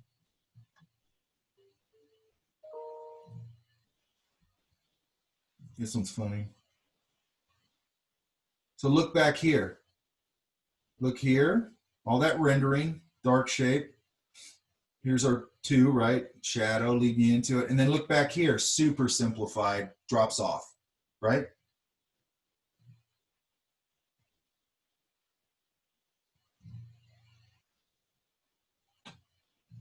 More of a fantasy thing. I don't know what that one was. Another naked person. This is a good one. Like, I love the expression on this weird alien thing and whatever it is. Just how it looks all like weirdly confused and all the eyes are going in different directions and stuff. And I think what makes it is this guy looking at his watch. Do you know what I mean? Like, you always put somebody in there and you go, okay, got his hands down by his side. That's boring. They're waiting for the train. You look at your watch. And it's just a nice little gesture. Does that make sense? It also emphasizes the story element of we're waiting for something, okay? I also just really like the contrast of like this just normal guy surrounded by like an alien superhero and like a bunch of other things. Yeah. Like I love like contrasting ideas. Yeah. Like, you know, cartoon or like maybe like cartoons with like real people or look at the rendering down here on these tentacles. So badass. Like right there. Look at that reflected light right there. We can do that with a little bit of gouache. I'll show you guys how to do that, okay? Now, let me see if there's any more in here. I like his just because they're so, it's the same technique we're going to use. I like this woman right here. Right? Like, what I like about him, and I always think it's interesting when you can get into a drawing, his drawings are funny. And that's not easy to do. You know what I mean? Just like that expression is super funny to me anyway. And again, yeah. Oh, this is that one. Yeah, you can see it better here. Okay, see how it's just a drawing back here? And a wash, right? Just a little loose wash of the green, a little loose wash of this, but it's mostly all just this tanny, ochery color, and that's it, right? And that works for that. You don't want to over-render that back there because it's going to compete with these two, right? And push your poses, by the way. Look at the expression. Push. Okay.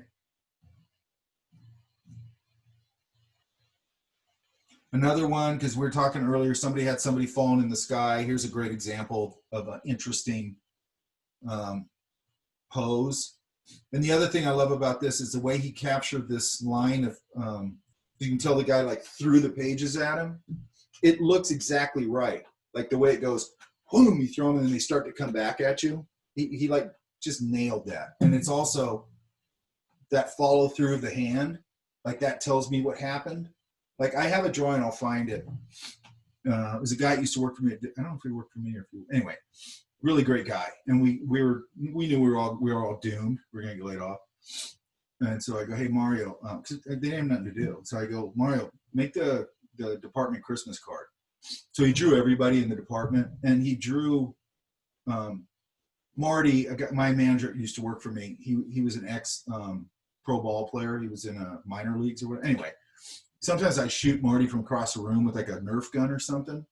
And the guy had a dead eye arm, and I'd forget about it. And then he'd beam me with something like halfway across the building, like super accurate. So anyway, he drew me getting hit in the head with a football, and Marty had just thrown it. And he did this perfect little like gesture of the hand like that. You know what I mean? And then when he went to the other side where I'm getting hit, it was just such a perfect little follow through. You know what I mean? And it's like people don't do that. You know, they don't do that. You need that to show the forward what happened there, right? It's also just a very satisfying pose, okay? So push it, and this is where you work them out, by the way, you guys. Right now in all these thumbnails, push the crap out of all your poses and everything. Get them really fun and readable and interesting, okay? I think it's the last one on here. This is a good one.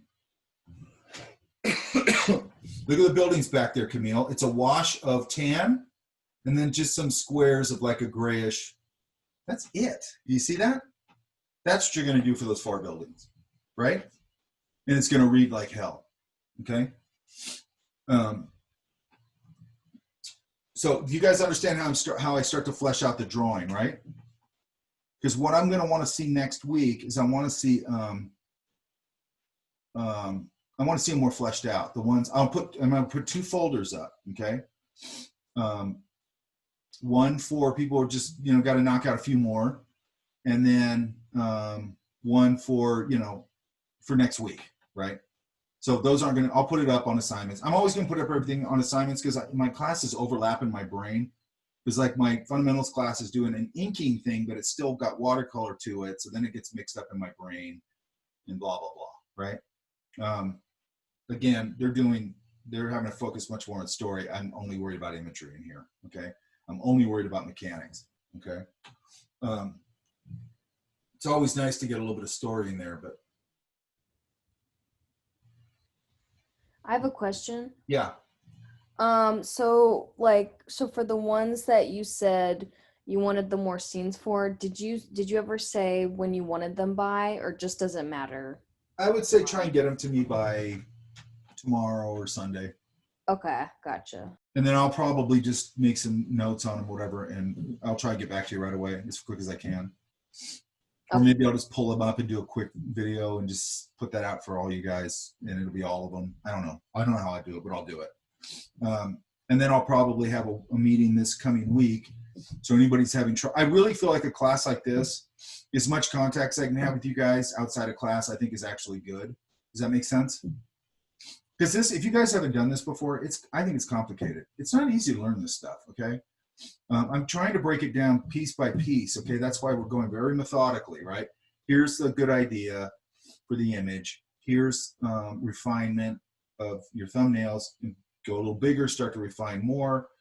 Value comps, color comps, transfer of drawing, stretch the paper, color.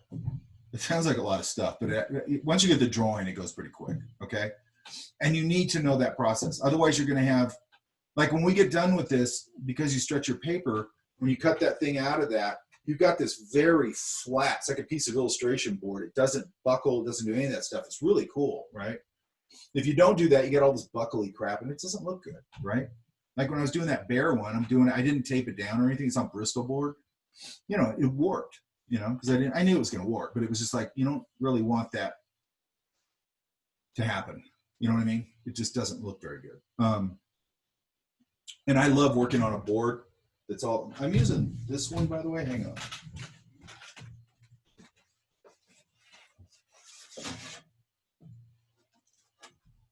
You guys see that?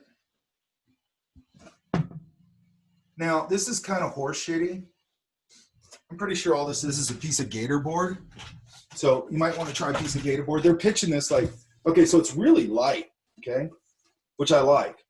And I love having it on here, right? I leave a little bit of my extra paper on here, and I can use that paper to test my colors and stuff because we're going to cut it out of it, okay? And supposedly this thing will take staples. I like to use staples. Anyway, I'm going to try this, but I'm pretty sure it just feels like a piece of gator board to me. So next time I'll just go buy a piece of gator board. Gator board's just like heavy duty foam core. But if it works, it's going to be cool because I like it so light. I usually use a piece of plywood. Mike, why? Oh, okay. I was going to say, why can't you use just a regular Use drawing board? anything. Okay. Anything that's rigid, a board, right? Mm-hmm. You couldn't use, probably couldn't use, okay, look. You know that gum butcher tape? That you wet it? No. Sometimes they use it for like, here. What's this? I'm getting like 10 billion messages right now. Anyway, we're doing the schedule right now. It's a cluster. Okay, but another thing. Are you guys understanding like level of finish? Yes? For the thumbnails? No, where we're gonna head. Yeah? I think so. You mean with like the 2-page spread? Just your final drawing, all right? I'm not asking for the final drawing yet, so don't do that, right? I think it's a good idea, Camille. Now to just jump back to it. I mean, just this, whatever you do with it.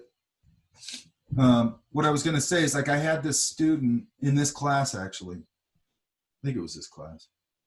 And he wanted to do his own drawing. And in his class, like later on, I might go, just go find a drawing. I don't want to spend the time on the drawing, right? Go find somebody else drawing. I don't care. I just want you to get the paint right. But he's like, I want to use my own, which I'm fine with if you want to do that. But I go, okay, it needs to be a finished drawing. And he went back and forth for like weeks. He wasted so much time and going, I mean, it was good exercise for him. But he kept bringing it back, and I go, how do you think that's finished? Like, I don't even get how you think that's finished. Like, he'd have the feet like this. Like, here's the pants. And like that, basically. And I'm like, really? How, you know, and then he'd come back and go, okay. Like, okay, I don't know how that's finished. I don't get it. You know what I mean? It's like, you know, why don't you put the little flip in it? Why don't you put the seam? Why don't you put the shoelaces? Why don't you put a shoe tie in there? Why don't you put, you know, the way they seam the front and this, and put the sole in it? You know, and then refine it from there. Does that make sense? Why don't you give them like a pair of gym socks? Why don't you put an indication of it? That's too much. You know, why don't you flip the pants right there? So it flips around to the other side. Why don't you put a cargo pocket here? You know, why don't you put the other one here and then design the other one where the back leg is just a silhouette? You know what I mean? Like, and then refine it. You know what I mean? But a lot of this is you got to get enough shape. You got to get enough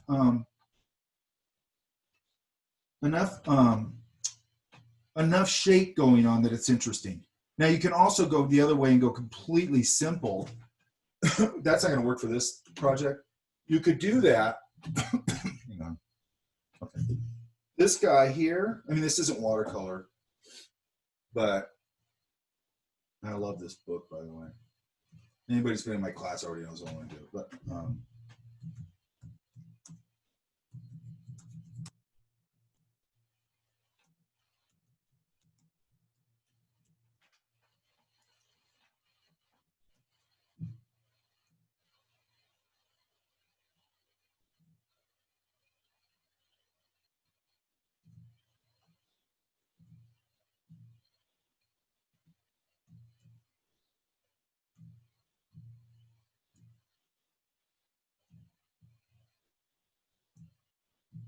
like Look how simple those are, right? That's all vector, but I mean, you could go in that direction. I don't want quite that simple. I mean, it works totally for him, but look at the background, like these clever shapes that he did, one color, right? And this is a super fun book, by the way. I love this book, but it's really clever, and I love Chip Waugh, so he has here. And another thing I want you guys to think about, right? So the ranger's trying to not get people not to feed the bear, and the bear gets all pissed off at the ranger, right? So they're trying to outfox each other. There's one in here. Hang on. Look at this one.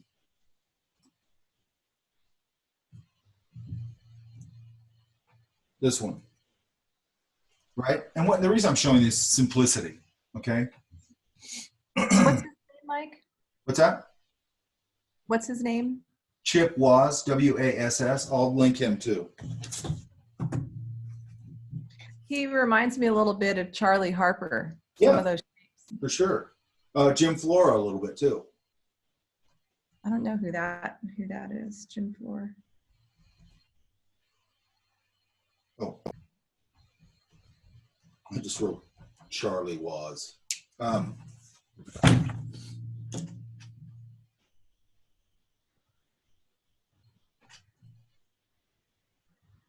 You know, but I love these, like this, I like the leap of shape and the leap of out of realism. And you know what I mean? Like, I think you really want to start thinking that way, because like, and not that there's not children's books in that or anything that's not pushed, a little more realistic. That's interesting. I don't tend to find them all that interesting. I want to see them pushed. You know what I mean? There was one I was looking for in here. Now I don't remember what it was. Oh well. Oh, I know what I was looking for. Let's see if this is it.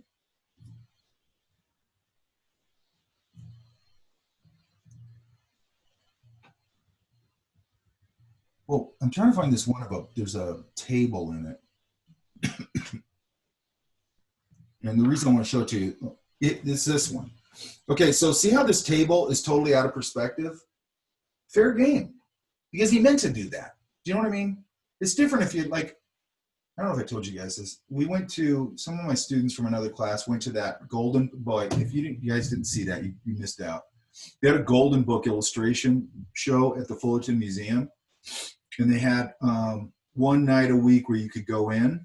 So me and a couple of students went. It was a couple months ago, I guess. Super killer show, right?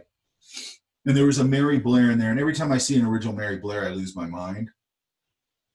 So I was going, hey, you guys, look, and they're like, oh my God, And she had, as usual, it's her, they're amazing. But she had I think it was in a kitchen. And she had the kitchen table like totally this way, right? So, the room's in perspective this way. And she just flipped it like that, because Mary Blair uses all that shapy design stuff, right? Were you there, Camille? You were the one I was talking to about it, right? Yeah, it was me and Elan. Yeah, you were the one I was talking to about this. And you go, I want to learn how to do that, but I've been told that that's wrong. That's what I was going to, right? That was you, right? Yeah, and it really aggravates me when I hear that. Now that doesn't mean that if you're going, okay, if you do that and you don't know perspective, yes, it's wrong. When you're doing that as a design choice and it works in the illustration, that is not wrong, okay? That is a design choice. And I'd argue the other point, like if you're going to tell me that's wrong, you are super narrow-minded. And you need, there's a lot of ways to handle this. And I want to give you guys, some rein to do that kind of thing and have some fun with it, because part of the thing when you're doing any of these, especially my classes, I want you to start leaning on your own ideas and your own creativity and your own solutions, okay? Because that's the only way you're going to find your own style, okay? And I say this in every class, style finds you. You don't find it. I hear that all the time from students, I don't find my style. It's like, okay, A, you don't draw worth a crap yet. So forget the style thing, learn how to draw. And then when you get in a sketchbook constantly and you're doing this kind of stuff constantly, your style will land in your lap, okay? Because you're doing so much work. And the style happens when you start to get more fluent with drawing and painting and all design. Then that's when that all starts to happen, because you start to feel more confident to push and play and all that stuff. And when you start pushing and playing, that's where your style comes from. Does that make sense? Okay. All right, so I'm gonna link just the wash video right after this. And then I will put up the other one. I will put up the links. I will put up the folders. It might take me a day or so. I don't think it'll take me a day to get most of it. But any other questions? Yeah, Mike, do you have any idea when you'll have your midweek session? It's probably going to be a Wednesday or Thursday. And then what I'm going to try and do is vary it. Because I've already had some kids that go, oh, I can't do it on Wednesday. And I go, okay, well, next week I'll do it on Thursday. Well, I can't do it on Thursday. Okay, next week I'll do one. The next week after that, I'll do one on Friday. I don't know. You know, I'll just figure it out. Okay. But I'll try and bounce it around a little bit. Or if everybody sort of lands in a time slot where it works for everybody, I'll just leave it there. But for some reason, I was doing this in individual classes. And I go, why not just ask everybody if they want to do it? You know what I mean? And I was going to do one today, I think. Or yesterday, maybe it was yesterday. And then I go, well, maybe I'll do one today. But then I go, I don't know what time my class is going to be over today, so I don't want to get all flaky about it. Or maybe I'll do it on Sunday, you know, because Sunday I don't have any classes. It's the only day I don't have any classes. I'm trying to get out. It's like my schedule's totally screwed up a little bit because I don't have any days off except Sunday. And I'm always dying to get out and paint and stuff. But, you know, maybe I could do it when I get back or something. I'll figure it out. But, you know, I'll just put it up and I'll call it like open discussion meeting. I'm going to announce it under all my classes and just go, I'm going to do this. And then I'm going to do it. Because like at the beginning of the term, just like you're seeing today, a lot of people put stuff up in Canvas. There's a lot of confusion. And it's like, and I've had that in 2 or 3 classes. So I guess it's just normal. But I really want to use Google Drive. I don't like it. But the one good thing that I learned today is I can download all that Canvas stuff in one fell swoop. I didn't know that. I thought you had to go and individually download it. You can just tell it to download all of it. And it did it pretty fast. Okay. So at least that's good to know. So now I can, if somebody screws up, maybe I can go in there and get it. I'm trying to train everybody not to do that though. And also make sure you hit half hour before class, right? So in this case, it's 8:30. Because what I'm starting to do now is just, I restrict the folder after 8:30. Okay. So I turn off access to it. And it's funny because then I get all these students and they go, oh, I was putting it in there. And I go tell them to put it in there. I put it in there like 2 hours early. And I go, let me see the error. I might have told you guys that. I go, let me see the error message. The error message comes up and it goes, you need to request access. And I go, that's not an error message. That's I shut off the folder at 8:30, which means you came in after 8:30. Because I actually do it at 8:31 or whatever, right? Because they got to get that in there because I don't have I have to download all this stuff like individually. I have to get it into a folder. Sometimes people give me a bunch of stuff that's not in a folder and I got to make a folder and put it in the folder. I got to organize everything before class. And then like today, well, I want to talk about this real quick and then I'll leave you guys alone. Hang on. I'm using, where is it? Just for practice stuff. Here it is. I got this one. Hang on.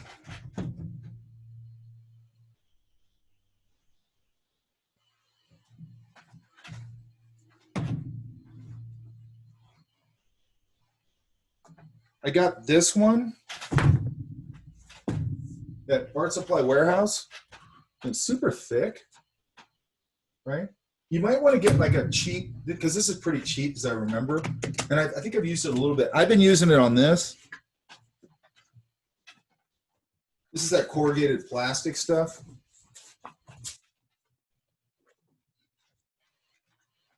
This stuff. You guys know what I'm talking about? You can see the lines in it. Look. Anyway, you guys know what that is, right? It's like a piece of cardboard, but it's plastic. And I'm just taping it on with drafting tape. And for me, I'll take it to like the restaurant or whatever, and I'll do watercolor paintings of people and stuff like that. But I also use it just to play with, you know, just try different things. Does that make sense? But you can get any cheapo watercolor, whatever, paper. Sometimes they'll come in like sketchbooks or whatever. What else did I have here? And I already talked about draft dots, right? No?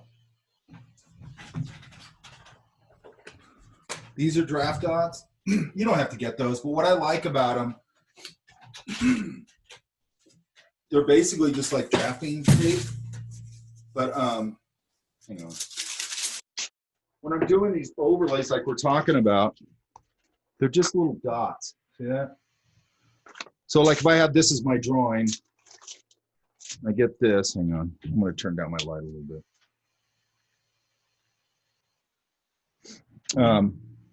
I can just pop these off.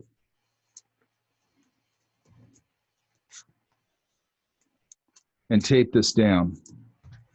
Right? It's just convenient, right? But then if I have like, like if I'm drawing a person,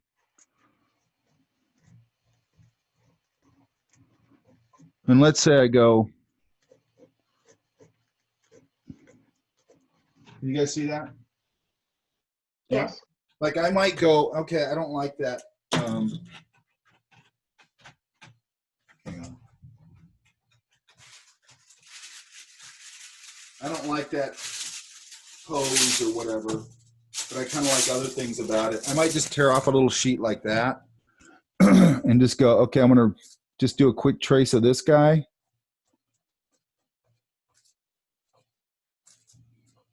And then I might go, maybe I want his head back like that a little more, right? Does that make sense? Or I might go, well, he's walking forward, so this arm should be coming out here and this one should be coming out here.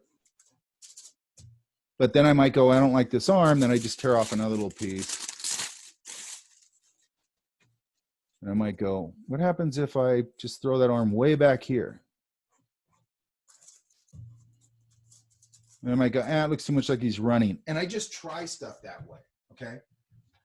And then if I do like him, then I might draft out this guy down and start working on that, and then put another piece over and start working on that and refine that. Does that make sense? And then a lot of times if you have a scanner, like that bear one I was showing you, I'll take all these, I'll put them face down in the scanner, and then the scanner puts them all together because it doesn't see the trace, obviously, right? So then I have just a clean drawing. I go, okay, that's when I'm going to start refining. That's close enough. I can really start refining that. And I'm just working off that little print. Does that make sense? Yeah, that's helpful to see that. Because if you put all this on a scanner, it's just going to come out. That's what that bear one was. There was overlays on that. I put it on my scanner and printed it out. And then I had a nice thing to, put all the thing together. I don't have to worry about trying to keep that funky drawing together because it's all taped together. I don't have to worry about it. Oops, hang on. Let me screw that. I don't have to worry about it, right? Right. So it's sort of an anything goes kind of process, right? Because I'm just trying to get a good drawing. And I don't care how I get there, okay?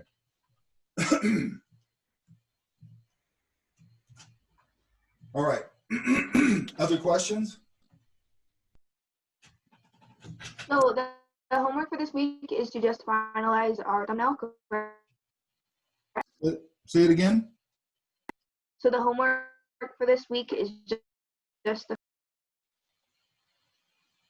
You just muted yourself. Sorry. So the homework for this week is to finalize our thumbnail, right? I want them to get them where you're refined enough where you go, this is my scene. Okay. And then what I want to start doing on Saturday, I'm going to actually start talking about watercolor and stuff on Friday, I mean. But I'm going to kind of show you how to do the final pass on some of them. Some of them that look like they're far enough along. I'll kind of show you how you go to the final pass. I'm probably going to show you how to transfer. Mike? Yeah. Just to be really clear, you want a couple of them to be refined, or you just want one of the thumbnails to be refined? Okay, so if I looked at yours, like I did with yours, I think there was a couple that I said those are good, right? Pick the one you want to do. All right? Pick the one you want to do. You don't have to develop all of them up that I said, like, oh, I like that one, like that one, like that one. Just pick one. What I'm saying is all three of these are good potentials to go to final on. Does that make sense? Okay.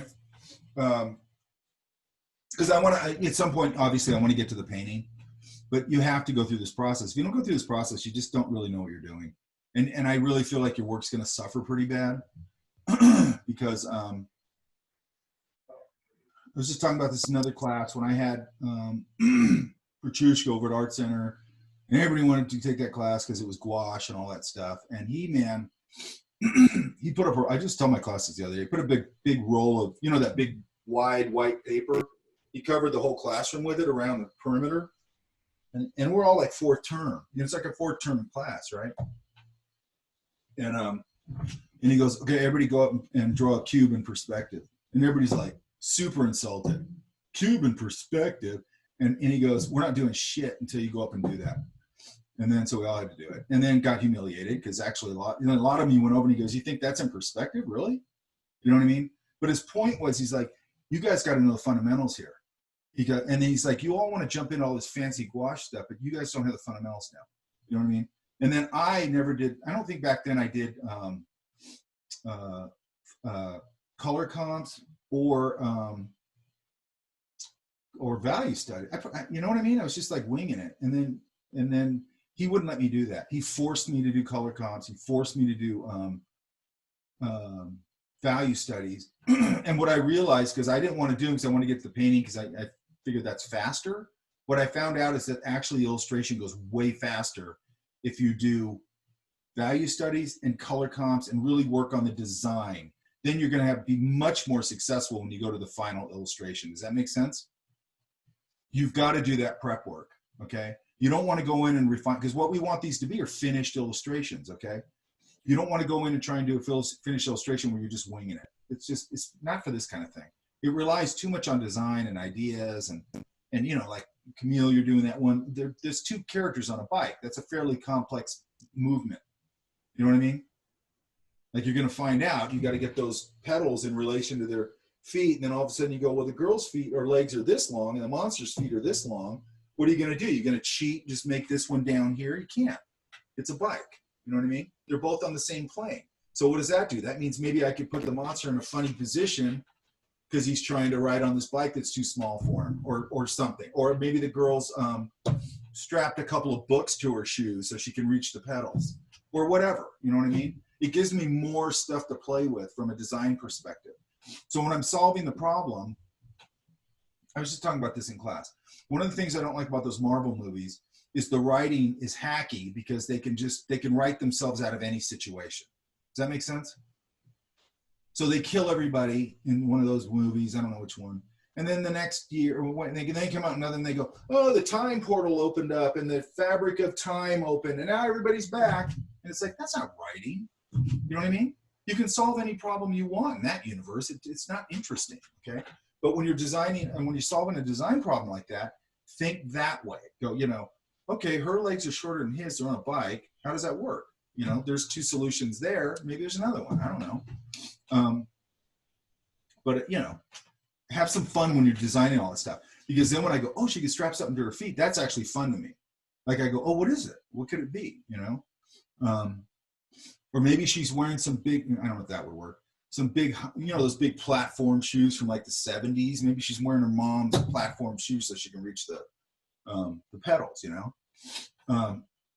Stuff like that, okay? And the other thing is when you're doing, to me, when you're doing, especially when you're doing kid stuff, it's fun to get some Easter eggs in there, you know, like that. Like it's fun when you're a kid reading a book and you open up the page and the page is spectacular and it's fun and it's funny and everything and you're like, your mom's reading it to it, but then all of a sudden, or reading it to you, and then all of a sudden you look in and you go, wow, look at the back. There's a gorilla riding a unicycle back there. You know what I mean? But it's way back there. And then you start finding all these little things. I mean, that's just so much fun. I think it's fun now, but when you're a kid, it's super fun. It just keeps giving that, it's that thing where the kid goes back to that book over and over and they keep finding stuff they hadn't seen and things like that. You know what I mean? Or, I don't know, layers of meaning or whatever you want to call it, right? So try and think that way when you're solving problems. What bothers me is when people Like the bike riding thing, they go, oh, it's a special bike and it's for aliens and girls. It's like, that's not a solution. That's just bullshit. You know what I mean? Now, if that fits into the storyline, that'd be one thing, but that's just cheating, I think. Okay? Solve your problems through design, through fun design and ideas. Does that make sense? Okay. Hey, how about that finished drawing? Do you want it in the terracotta? That's up to you. You don't have to use terracotta. The Derwent. You don't have to use a brown pencil or whatever. You could use you could use a graphite pencil. It's fine.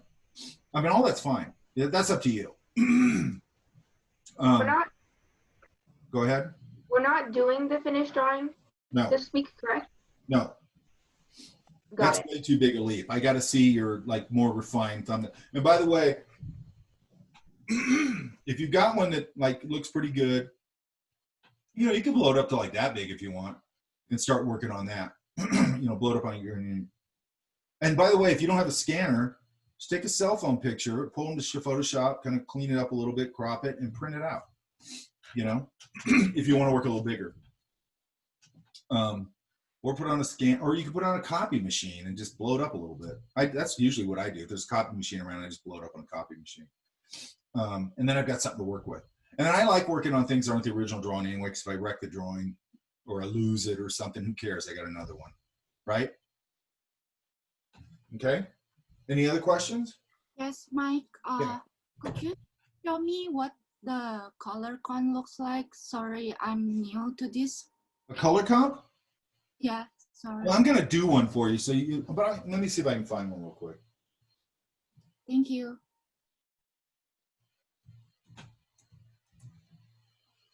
Well, that's weird.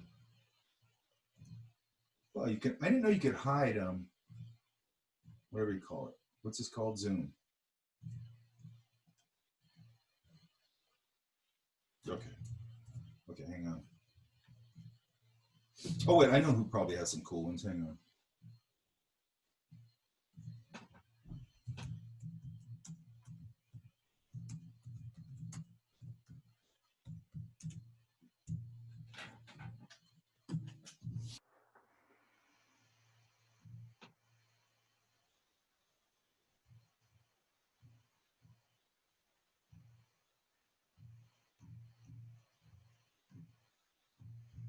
Let me go here real quick. Hang on.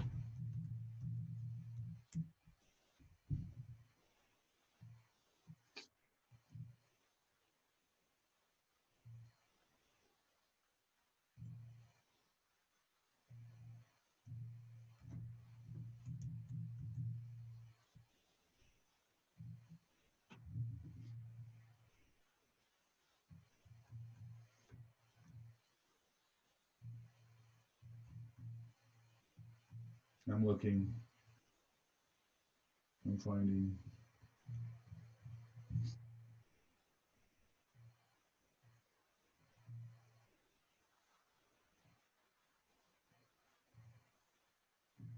Well, like, let's see.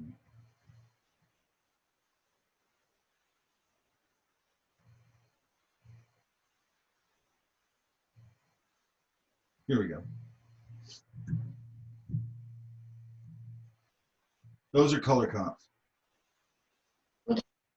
Can't see your screen. Oh, well, you don't need to see my screen. Those are color comps. You see that? Yes.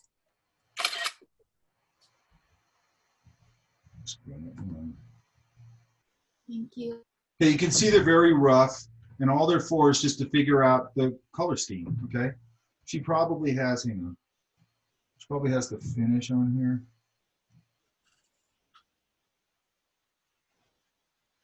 Yeah, here's the looks like the final drawing. Yeah, here's the final drawing. Okay, so that's her final drawing. Here's some, here's the planning, which is what you're doing right now, okay? This should be the phase we move into pretty quickly now. These are great, actually. And then there's the color comp. Here's the final. Yours will be better than this. Yes?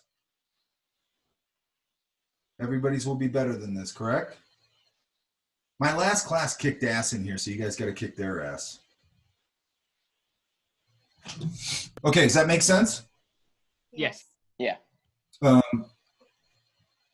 should connect her to, because I think her stuff is just great. Look, let's see what this is. See, figuring things out. She's figuring out poses, you know, and don't be afraid, like she's doing right here, by the way, to get out of just working on the thing that you're working on and go over and go, I need to work at that pose and work it out on something else, okay? On another piece of paper or whatever. Get your sketchbooks, okay? If you've got a dog in it and you're having trouble with whatever, go to the dog park and sit there and sketch dogs, okay? You'll feel better anyway. Like you get around dogs, you're gonna feel better, right?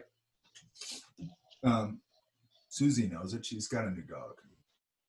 True. And then look, this is how we're going to approach it. See how loose those washes are? That's how we're going to approach it, basically, okay? Because that's going to help you modulate your color and get some nice, look at this.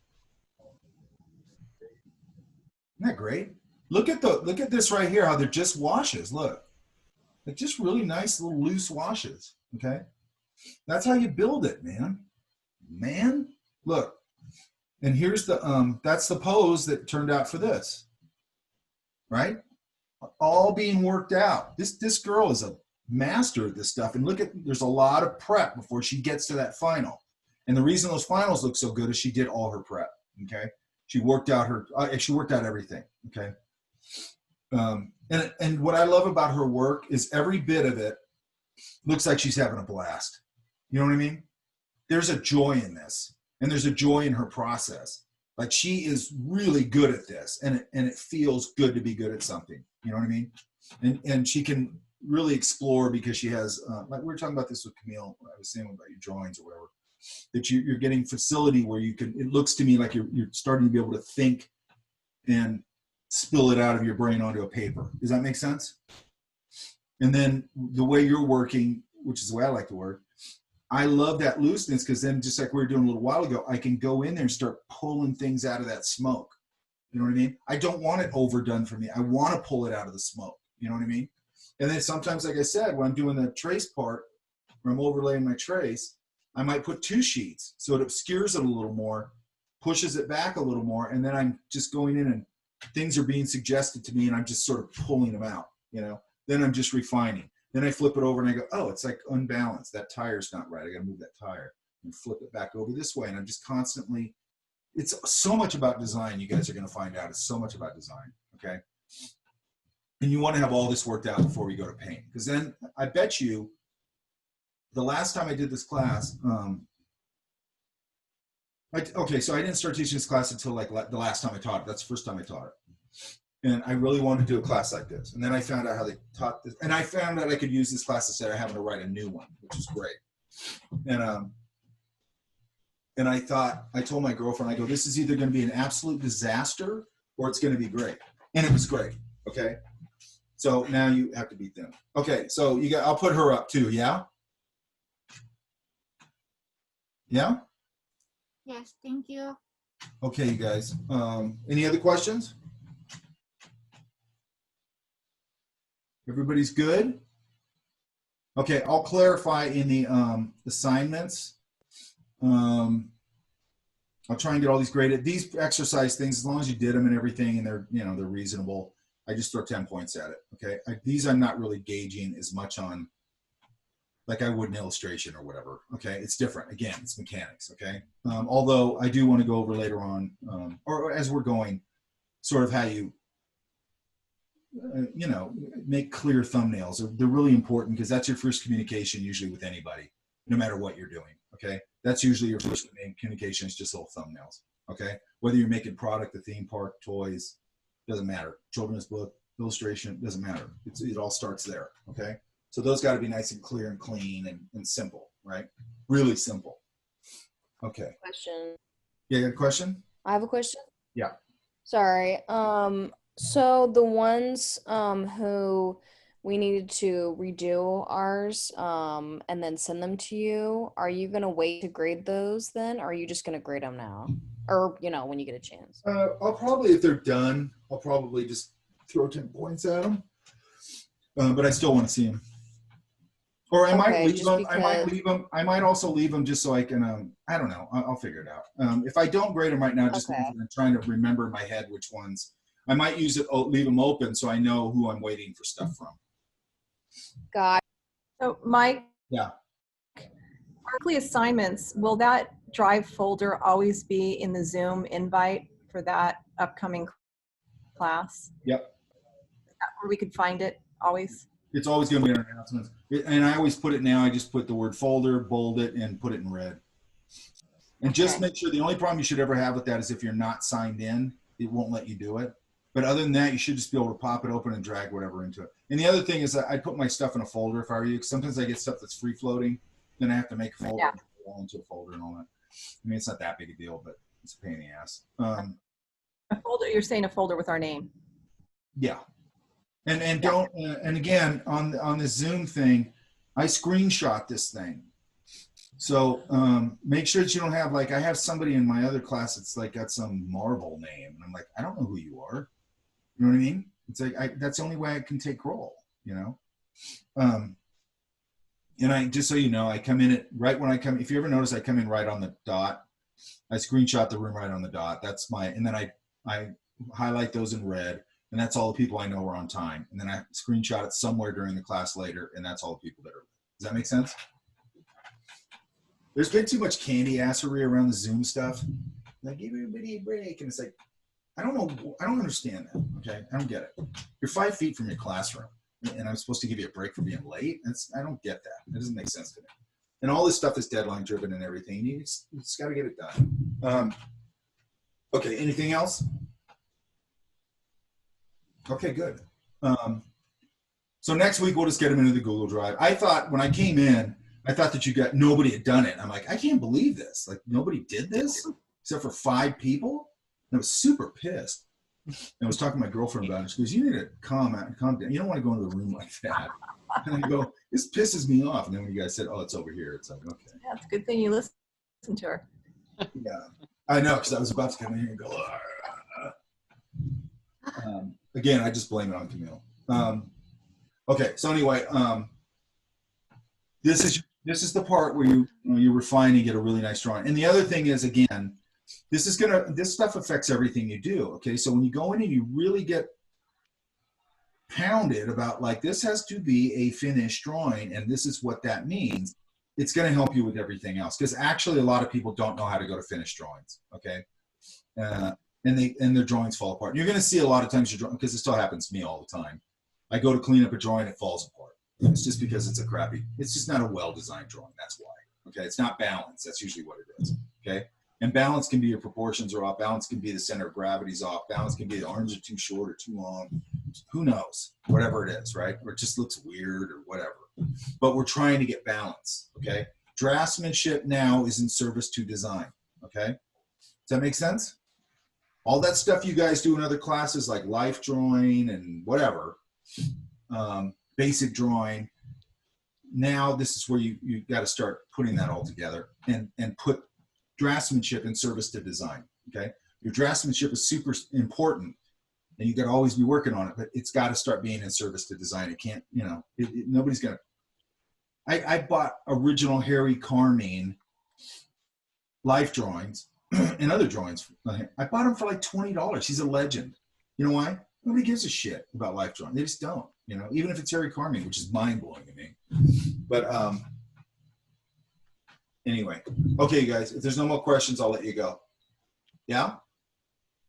And I will render this, I will edit this, and I'll get it up. And hopefully I'll try and cut out the part where it was just nonstop. Now it's working pretty good. Okay? I was really worried about it. Okay, and next week I'm going to start getting into more technique and things like that, okay? So I'll put up some video, and the watercolor wash thing is just basic washes. I just want you to understand that. And if you want to get some cheap watercolor paper and start playing around with that, I'm also going to do a quick video on what I do with those basic washes, and I'll try and get that done this week. It'll probably just be like a half hour. And anyway, I got to get all this stuff done, okay? All right. All right, thanks, you guys. It was a good job. Thank you, Bob. Bye. See you guys next time, I guess. Yeah. Bye. Bye. Bye. Here it is.